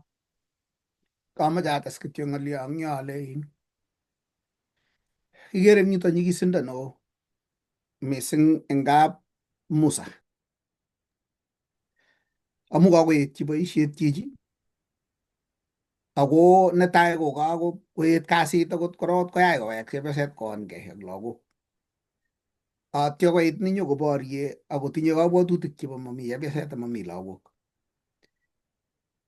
Ibwat anyun akinye boisietab pasta amu ngap kotuno kelen kanee ni tuguk chekamoche amwa tuguk somok netai ko ngap koet kang'ung'et neking'unyng'unyi lakini ma pasta akot inegei neumiani ngap kokas chepyoset tuguk chekimwoitoi manung'otiot chenyikisen nea che ngap kolugui maitu akot pasta lakini ingen tuguk chenyikisen chekimwoitoe pasta ko ngap ko lagokab pastainik chechang komuchi kole lakwet makoituna pasta anan kole werin moeku pasta amu kakas tuguk chekimwoitoe kwan kowendi kot kolaja ngap komi boroindo kora amu boisiet nenyikis netinye pasta ak tuguk chekichome pasta kechome konyi ilen kere kolaktogei chepyoset ikere akot kijanaiyat nyi akot chepto nemi yo so kokolachgei nebongen nekatakilen ongetoret bichu amu oo boisietab kiboitiondoni tami kwonyik alake chebwone che ngap nyokotoret kwondonyi kong'ololchin kotikoni kolyochin kotoreti lagok komuti kobeberta age akot ngap ake kotokomengechen lagok si ngap kele kale itinye lakwa pasta ne ngap kowach wache kwek tabu. Bas koik nyalilda nekakonyalilso bichu kousto ak kesarachin komasi ak kelen angelen nebakta mebasta ngo chepyoset ko tabu ot korok ko makinyoru boroindo nekisochin pastayandani anan kesochi akine lagokyik. Kitun konyalil pasta ngiker lagokab Musa ko mising nguno mulugot nekibit ing yu kotoiyo bichu korok ko kinyikisyi mising Gershom amu kyakoet. Kotko tun kisub lagokyik ko kinyolilso masopcho komie lagokab pasta. Akot kwondonyi akine ko kinyalat amu ot nguno yu matiny kanyo kole Jethro oye otoret en boisiet oi boisioni. Ko kiet boisietab Musa ako kiumian kwondonyi mising. Kotko tun baadaye koyach kesom ngetab kamet Obab netupcho ak chepyosoni nyokotebiso tugul sikebendoti sikorib kwonyi amu kibit depression. Kotun kilen iker akot werto nekure Jonathan ne mochokoretab Musa ko kitun koek agenge eng lawik chekiwo komanda kotoi independent ministry akwo kwaldaat ministry nenyinet ipkosochi werto age nekikure Mikaya tun nyokwo kap Dan ako kakoteshi kanamonik sikosooti ako weritab kap Musa nekitun baadaye akot kolilan Bible makany komwa kole kikure kainenyi Jonathan weritab Musa. Kewal kele weritab Manase amu kiek aibu kekure mochokoretab Musa nekiyoti tuguk chebo kwongut cheu choto. Ko ngisoman eng kitabutab kirwokik ko kiyai kasit neo nebo kwongut nekitun koek aibu nebo nekoruge kot kililan mat akocham akot Bible kosir kole weritab Musa kekure weritab Manase amu tuguk cheaibut chekibit ko ngap kesarach kotab pasta kot ko mutai akot nguno ngikosikong kot lagokab pastainik alak anan ko korik alak chebo pastainik ko ngwo kot tun kakoet especially cha kakoba retire ko ngap iker ipkoimin muguleldo ile tos tun kilyochin bichu kiboisiechi Jehova eng betusiekab nyalilda chekiwendi boiyot komanekit lagok kong'et chepyoset koimege lagok kot tun koyesta lagok ako tos nyokotebe Jehova ng'o ng'oliondonoto ko ongesochi kiboitinik ongetoret makele ngalen kikisir kasi ama msiara mayame akot msiarainik chatak lakini kit nepkokorom mising ko ketoret ak ketii pasta sikwo tai boisietab Jehova ak tun morongye Jehova nerekekyik amu makitoret anan kobetyo lagokab pasta amu kiborye boisietab Jehova akometo konyi. Kongoi. Kongoi pastor, kongoi kanetik tugul chekautou. Kakenetkei ng'alek chechang chetinyech amu kang'alal atindio nebo lagokab Israel amu ng'alalet nenyu rani komwoe kolen makatiat ak beekab sobon. Ko nekit ko kito nang'alale ko kit nekakong'alal akausisin. Ko ameche ataune akamwa pastor amu ngimwa konda pastor akimwa lagokab pastor komi boisiekab kanisa akichek anan ko kandoik chekitindoi eng kanisa. Yo king'alale pastor akechome kemuche keng'alale angot akichek boisiekab kanisa ak kwonyikwak ak lagokwak amu tugul ko kandoik. Ko amu kitindoi nyigisindo neu notok ko kergei kora ak kandoik cheindochin ng'alekab emet chebo serikali. Ya ng'alalet nekeng'ololene akobo president. Tia tuguk chekemwoe akobo kandoik alak chemitei. Matin ko kingeleweni ak Kenya ko kikileweni kotindoi biik kamang'unet. Ko mutai imuchi maai tuguk chekimokyin biik kotoi konde kabwatutikwak biik akotauwech. Ing chitondit akai ketindoi nyalulet neo mising. Kitindoi nyalulet matin kingot biik chekiba kanisa chekatebortoi mieindo nebo Jehova ko kaoek icheket chetai chewire ng'oliotab Jehova kowire kandoik simakokim ng'oliotab Jehova amu kakesarach kandoindet. Mwae alake ng'alalenyi, mwae alake lekelaktagei, Kerage ko ga mi je kere kwenik, kumi alage je kere sumek, mi je kere lagok, mi je kere atebet age ne terter. Kisome ing kasar age tugul kole ngotoretech Jehova sikobit kegilgei en baneb kipsengwet en kayanet ak miendab Jehova sikeker kamanutietab kandoik chekikolewen Jehova sikobit kondochi kanisenyi. Nyalilda nekinyor Musa ko nyalilda netindoi kiboitinikchik eng rani. Tia kiboitinik chekikometo kanisa akole ara makotestai kometo. Akwo chito koyait ako ingen setani kochenge oret yekaimande ko akol sere kanyo eunekyu. Birten setani akop kotubin isobe amu borin. Tia boisiekab kanisa, tia kandoik pastaek chekikotebe kaniset lakini amu kikosirgei ak kristianik ko kikouit kitokos akot pastayat age anga kaib rotwet konyo kanisa ak kikowekei ak boiyotab kanisa. Yetokong'ololi kora kataramdaet keng'ololi kole eng barasa nebo kanisa kocho rotwetab tok akotor boiyotab bich. Ako kimi barasa chepyoset iwokto nebo kwong'ut eng kaniset ako matekayai barasa amu kime boiyonoto. Kerat amdoindonoto. Kekose kele eng sobet nekitindoi eng emoni ko bunyot ko oindet. Kakoririo lagokab Israel eng yu eng makatiat kokochi Jehova mana.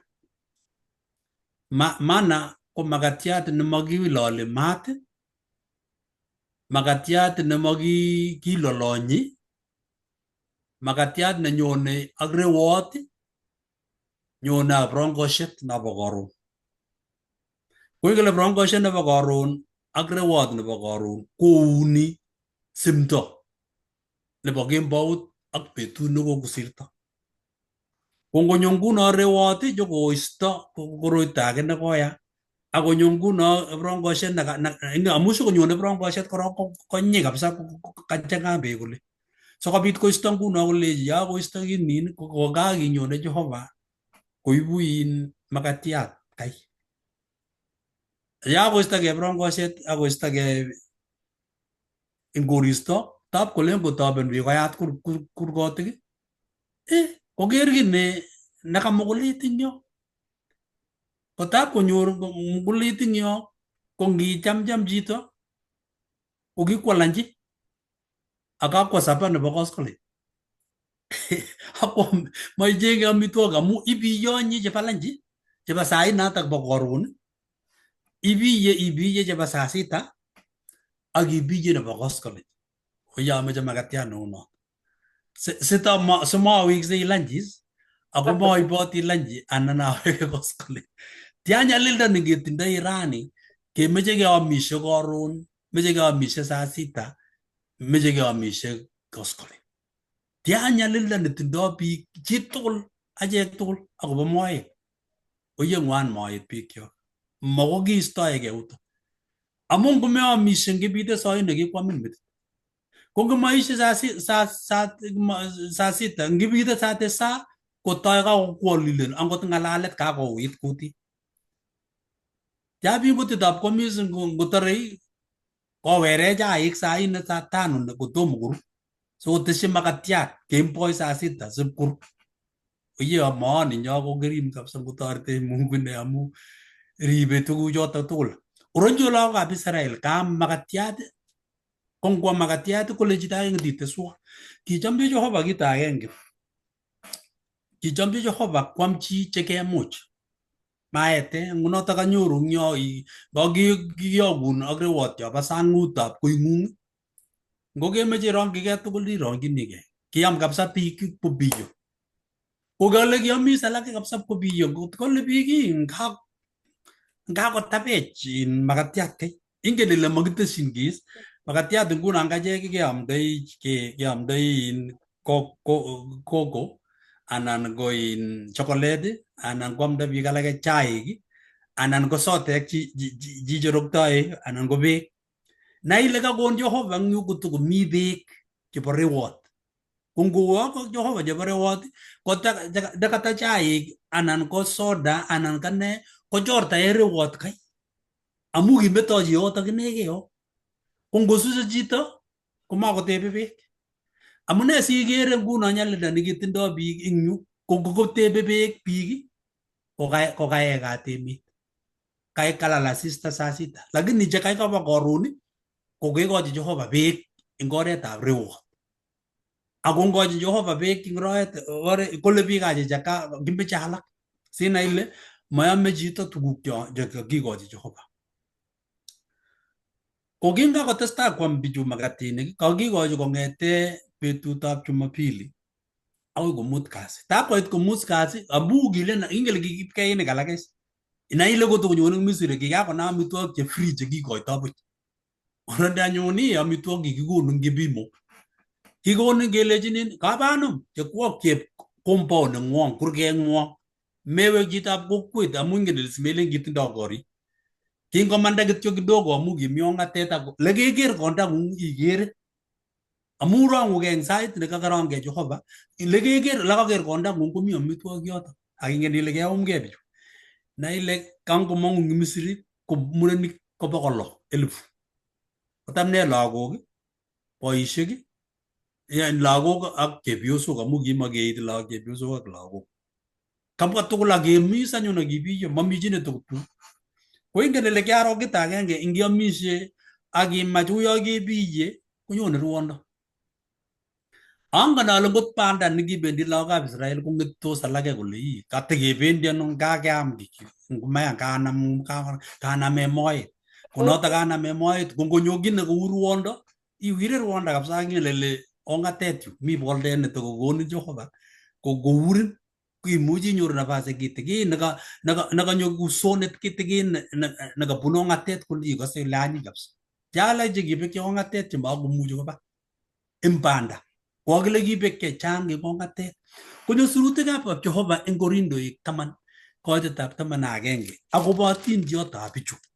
Na ile nguno kekochi Jehova makatiat, nyokokochi Jehova beek. Beek lekayeitoi lagokab Israel eng yu komelen beek eng oret nobo tolbisto. Beek kabisa eng korot no kikure munyasta. Yani kakokas kabisa kotindoi tamaa nemi barak.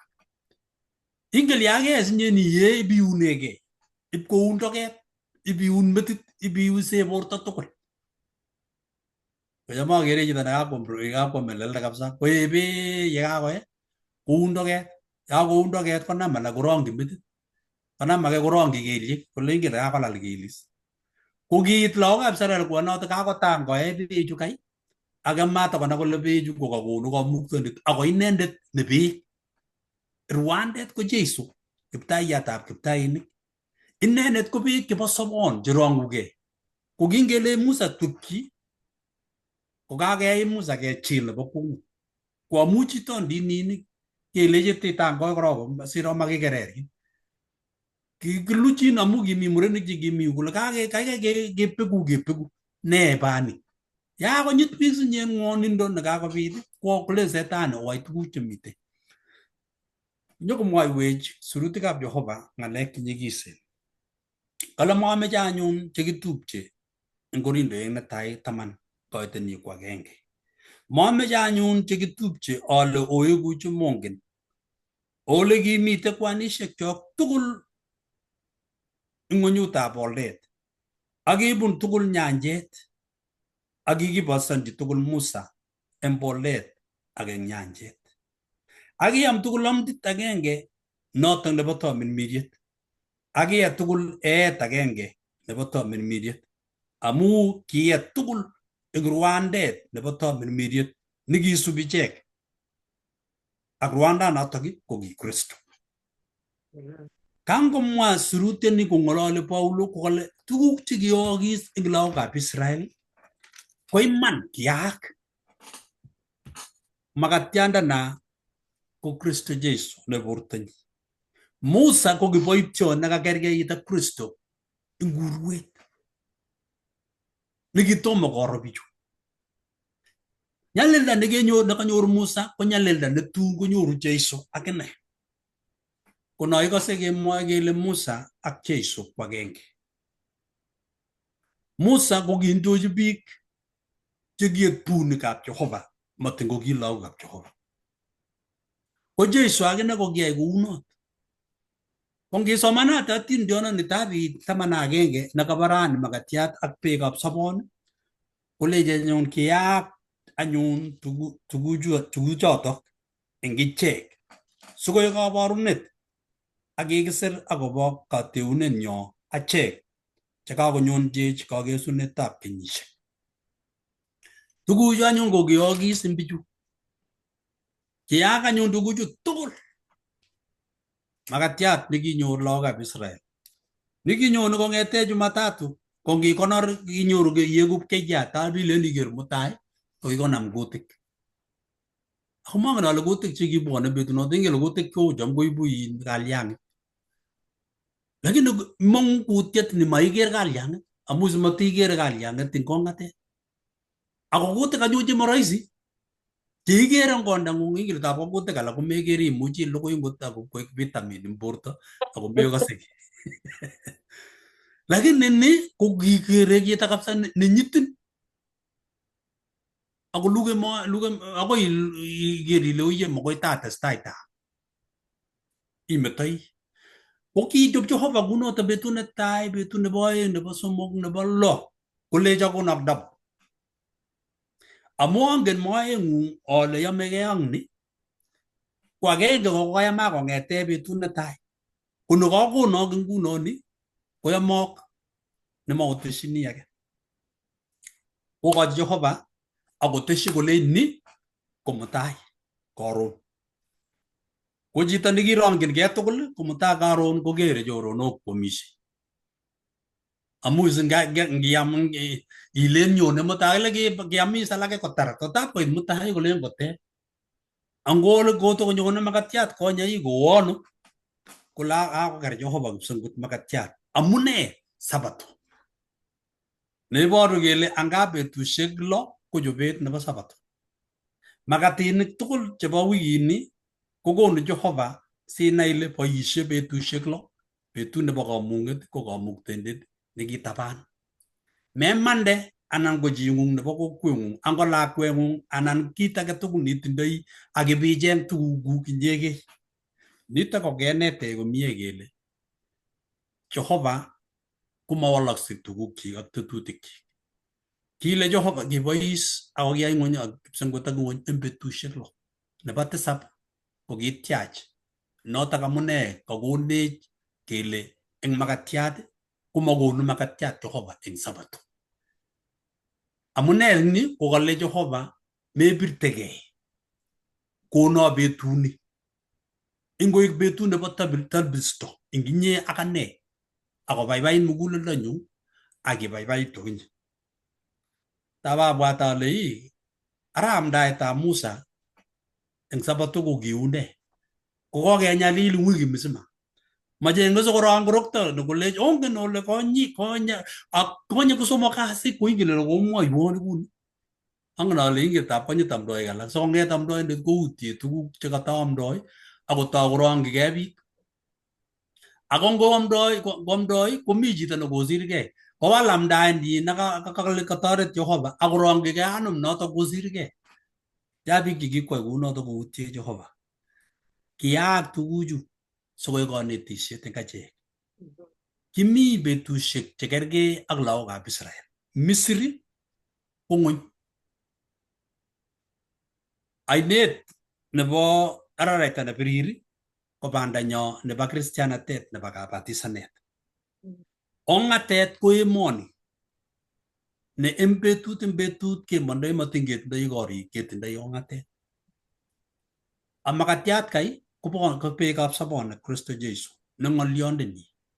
Ngimeam ng'olyotab Jehova beet kale karon ko kikomwa biik chechang kole sinyoru kanetisiet nekararan eng ng'olyotab Jehova. Ko nging'et iboisie boroindo kitikin isoman ng'olyonyi. Amang'ab karon ko amu kokomuny borto kokamwa kabwatutik kole okono kiy nelel. Koyata kabwatutik ko ngisoman ng'olyotab Jehova konamoksei karon. Kiro chechang kinam Bible saa 6 ko kayomisie konyone ruondo nemetebe.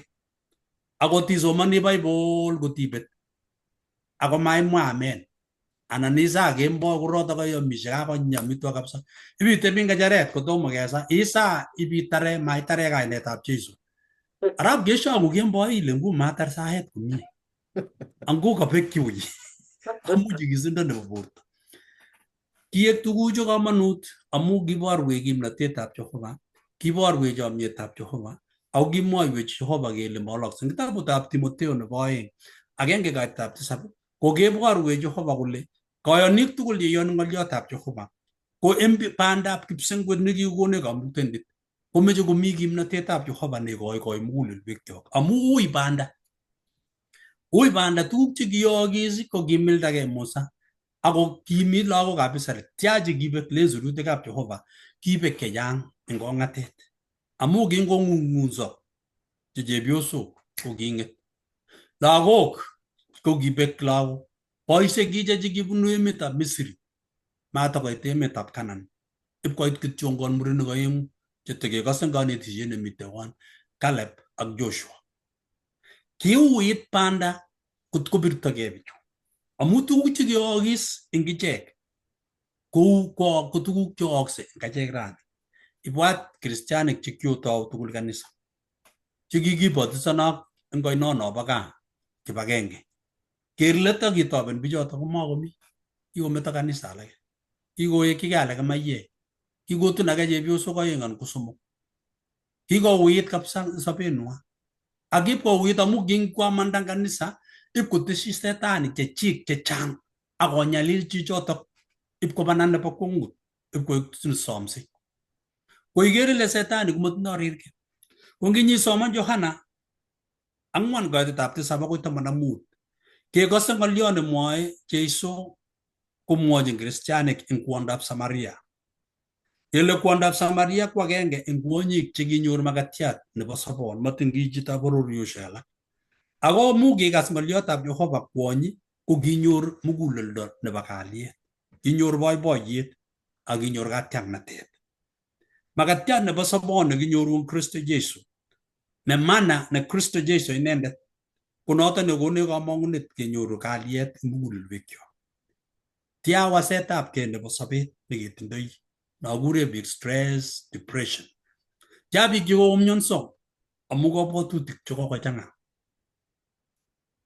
makatiat nekibo kong'atet ko king'ung'uto chechang akobek Kristo nekirwandet nekikorongchigei biik komatokokuyo inendet kitindoi rani sobon nebo koikeny kimi banda tuguk chekiyookis kemi kenyisiek chok chebichien amu iteiwech Jehova eng tuguk chekiyookis kotab kole chito age tikyomi betunotok banda ko kimatoimege kitomieitu nebo kwong'ut wacha konyo rubet moet inyen komelen inoe chitugul itun besho kebe Kabarak ole kinyo komite boiyot arap Moi ko kia pastayat eng Kericho kiamile kanisa nekure Kabakiek ko kibe delegation cho kicham kebendi Kabarak mabe delegation grupit neo kebe kabisa kundit nekio eng kenyisiek choto kebe Kabarak ipkekat boiyot ko ingen ile ngiwe iwendi Kaplaitoriat ingen ile iamishei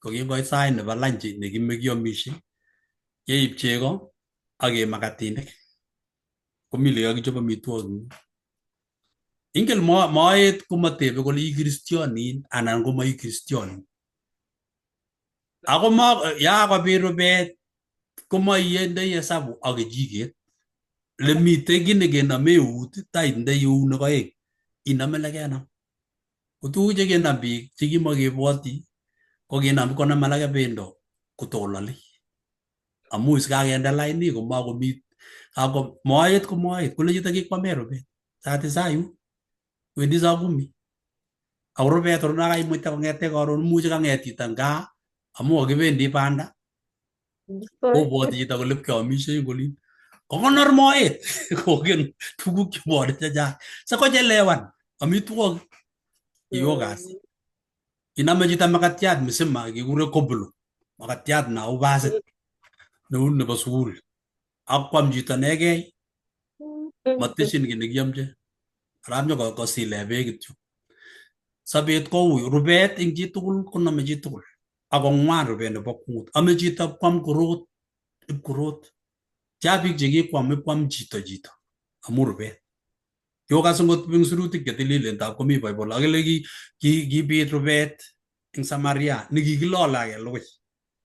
Nikiam biik ipkwam biik in kawekab sigiroik. Ibing'enye nemakomi nikikonun ipkopek panyek, lakini tigere korot neu iriryo nekang'et ing yo baseiye. Iya rubet biikyo. Jehova inegei nekonu minutik ak sobet. Inendet nekonu makatiat ako inendet nekonu beekab sobon. Mautie Jehova biikyik ing koyondit age tugul ak nyalilda age tugul. Kwondab Samaria kingwo oino kole Jeiso naga beek amu kakoloit banda. Melen kimeche beek Jeiso, kimeche kityo kosor kwony sokonai kole inendet ko Kiptaiyat, Kamuktoindet nebo sobon, ako beekab sobon ko Kristo Jeiso. Ikimiten nito kenai kele ongeam ngolyotab Jehova betut ing betut. Amu kamwoiwech sirutikab Jehova kele tomirmiriet agenge nekiyam bichu ak Kenya ing makatiat ko Kristo Jeiso. Beek chekiye lagokab Israel ko Jeiso Kristo. Kou notok akichek ongekilgei kenai kele manyumnyum banda. Kou lagokab Israel neking'unyng'uny ko tia kang'unyng'unyet neketindoi rani eng kanisosiekchok. Tia biik chekikomanda kanisa amu inye nikikandoindet nikibirta alak. Ko tia biik alake inye nikimi kanisa ko kikenyalilin ak inye. Ibilechi Mungu ngwaak chakaak. Kole chito age nemeche aun awo retire. Kikoboisie biik retire. Tabatebe ale retire kocham koisike retire ko kenyisiek 55 ak 60. Kole chito kae ku retire ngolyotab Jehova. Ngipkoek retire kotebe let yun, ko inendet neibe record nebo biik. Lekaamdaita anom, lekanyonunda anom, lekenitete anom lesu. Ko ngotorete Jehova biikyo sikenai kele makatiatab sobon ak beekab sobon ko Kristo Jeiso. Ingiyoni inendet ko tuguk chekiyookis lagokab Israel ko kalechi sirutikab Jehova mat keketyi tuguchoto. Ngesom ing betut age tugul. Amu achek chekakonyonji kakesunetab kenyisiek. Kenyisiek cho komakingen.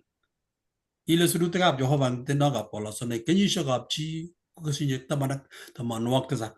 Ko ngotekim koeku 80. Lakini oo nyalilda ak kaimutik.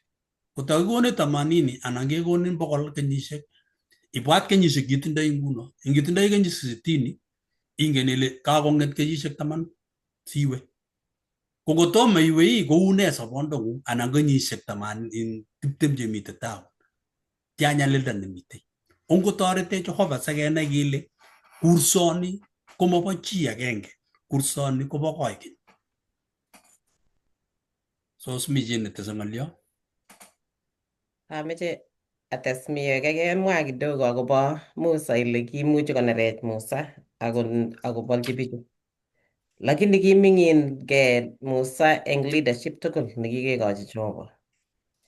Kiit agenge nekimuchi kinetkei ko ki kandoik eng kanisa ak pastaek eng kanisa. Kikeyai kanisa eng kasarta neuni koboisie kandoik ak amdoik koek a battle ground. Kikoboisie the pulpit koek a fighting place. Nekakakolel chito kolel ak chi age ipkwamdae, kuyekemwa kwamdae, kopire chito age, komatikoboisie koming'ingei akonet biik mutyonet akonai kole inendet ko mestowot nemie nekanyol kotalait akomuita eng tugul chekimwa eng chekinini simabire akwet kopire. Tia nguno chekekere chengap ikere pastayat kabisa kwamdoi eng yun ak asira chechang na kochubochubi chito akochubochubi biik. Sikwong ile ka mestowotab Jehova ni anan kinyone chichi ko career kityo. Tos kikikur anan kinyone nyokoboe biik, kobai akwet akorib. Ko ki leaders ko ngeribkei akelib ng'elepwekchok akenai kele kikokonech Jehova boisiet, ngoi indochini kanisa, ngoi boyob kanisa we, ngoi bo Dorcas we, Komebi boishe kasaratak asibire biik chun ibire kiboket ile kouni ak ikaskei. Na ile boishet nekikonin Jehova ko iming'inke. Kou Musa kimuita Musa ki chito man. We are human beings. Kitinye emotions che justified akot ki che nerekek ak all that. Lakini kanyol ke controlen tuguk cheu choto cho nerekek cho. Ameche asoman eng yoto kora Petero netai 5 kaitet 2. Mwae noto kole oyage ak kwetab Jehova nemite kwenung'wong otononchi ama eng pirchinet. Ako oyage eng chamet eng Jehova ama eng maketab kelchinet nemurwon. Ako oyage eng chamet neo amaoeku kiptainik eng chotononchini ako oeku kabarunoik eng akwet. Ak yetun took mestowot neo onyoru kutwet nebo lilindo nemabete. Ko Amen. ongiming'inke akotoretech Jehova. Singobit ki nekabit terchinet age tugul kesich oret nekimuchi kesolven problems amat koek amu kikekirinde biik chechang koistogei biik chechang amu kapkeamdae akibarkan tugukwak. Wechi, ng'ololchi akisochigei. Kongoi. Kongoi mising bikyok. Kongoi ya ketare. Ko iman ko ng'oliot nemeche Jeiso keyai ko ki Kristianik. Amu mawokisop eng emoni ketindoi kaimutiet neu notok. Ongebwat tuguk chekiyookis lagokab Israel. Angot inyendet ko kinyo kanisa. Na ingot kuting'ung ak ng'alaleng'ung. Ya ing'ololi akobo kandoik chemite emet amu kalel ongesochi nakatoking'ololi kesochi bichotok. Yote ng'alale pasta isochi, yote ng'alale kandoindet isochi. Kokemeche yote ng'aloljine yoityo mising akobo MCA anan ko MP anan ko kandoindet anan ko president. Ongesa amu Jehova kondoi kandoik.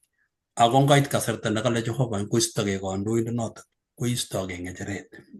Boisienyo ko ki Kristianik ko ngesa kimuita Musa ng'wonindet nekoi. Akimut Jehova Musa akoi ait tulwet barak soet koker eng konyekchik emetab Canaan ako mait koteketesetai eng yu ko lesson bikyok. Kongoi mising eng kanetisiet nekaketoretkei achek tugul akakenyoru tuguk chenyikisen ako echen. Indoi tebut itestai itebenech akitestai kitesetai kewalu eng wikit ko imindab Jehova isoman eng yo abo ng'ony eng yo keker eng YouTube ikere tuguk chakakisir. Ng'oliot neng'olole kebendi lesson wikini nyonei nebo 8 nemwoe kolen kaamiset eng Sinai. Kaamiset eng Sinai. Kakimut lagokab Israel nguno kait tulwet nebo Sinai kokabit kaamiset nguno sikowekchigei Jehova kosir. Kongoi bikyok, kongoi eng kanetisiet tugul kandoik ak kiboitinik chakimi tugul kibagenge eng kasarta nekaboisie eng ng'alalet. Ngotoretech Jehova sikobit kotestai ng'alechu eng kasikyok tugul. Ongesa anyun. Laitoriat kiptaiyandenyo Jehova nekindochi Musa kong'ete emetab Misri ak lagokab Israel. Kobun araraita nebirir ako kiyatak ainet neo akomanda. Kibit kwong'utik chekiyookis komi ong'atet, kikochi mana, kikochi beek, kikochi boldet nekiribe icheket malal asista, ak kikochi maat sikour icheket akolalany mugulelwekwak. Ko i Jeiso Kiptaiyat nekibo icheket. Kiyaak tuguchu amu achek chekimi eng betusiekab kesunet nebo betusiechu. Toretech kenai ak kenetegei icheket ak kenyoru kamanutiet kenai kele nyolu ketienengei. Kasom kabo kandoik chekilewen koek kiboitinikuk kondochi kaniseng'ung, ku pastaek, boisiekab kanisa, kandoik tugul. Biik chekikilewen sikobit kondochi emet kesome Jehova keberuri kelen indochi ichek ak kikochi kamang'unet. Testai iberurech eng kanetisioni eng kainetab Jeiso ne Kiptaendenyo. Amen. Amen. Kongoi bikyok.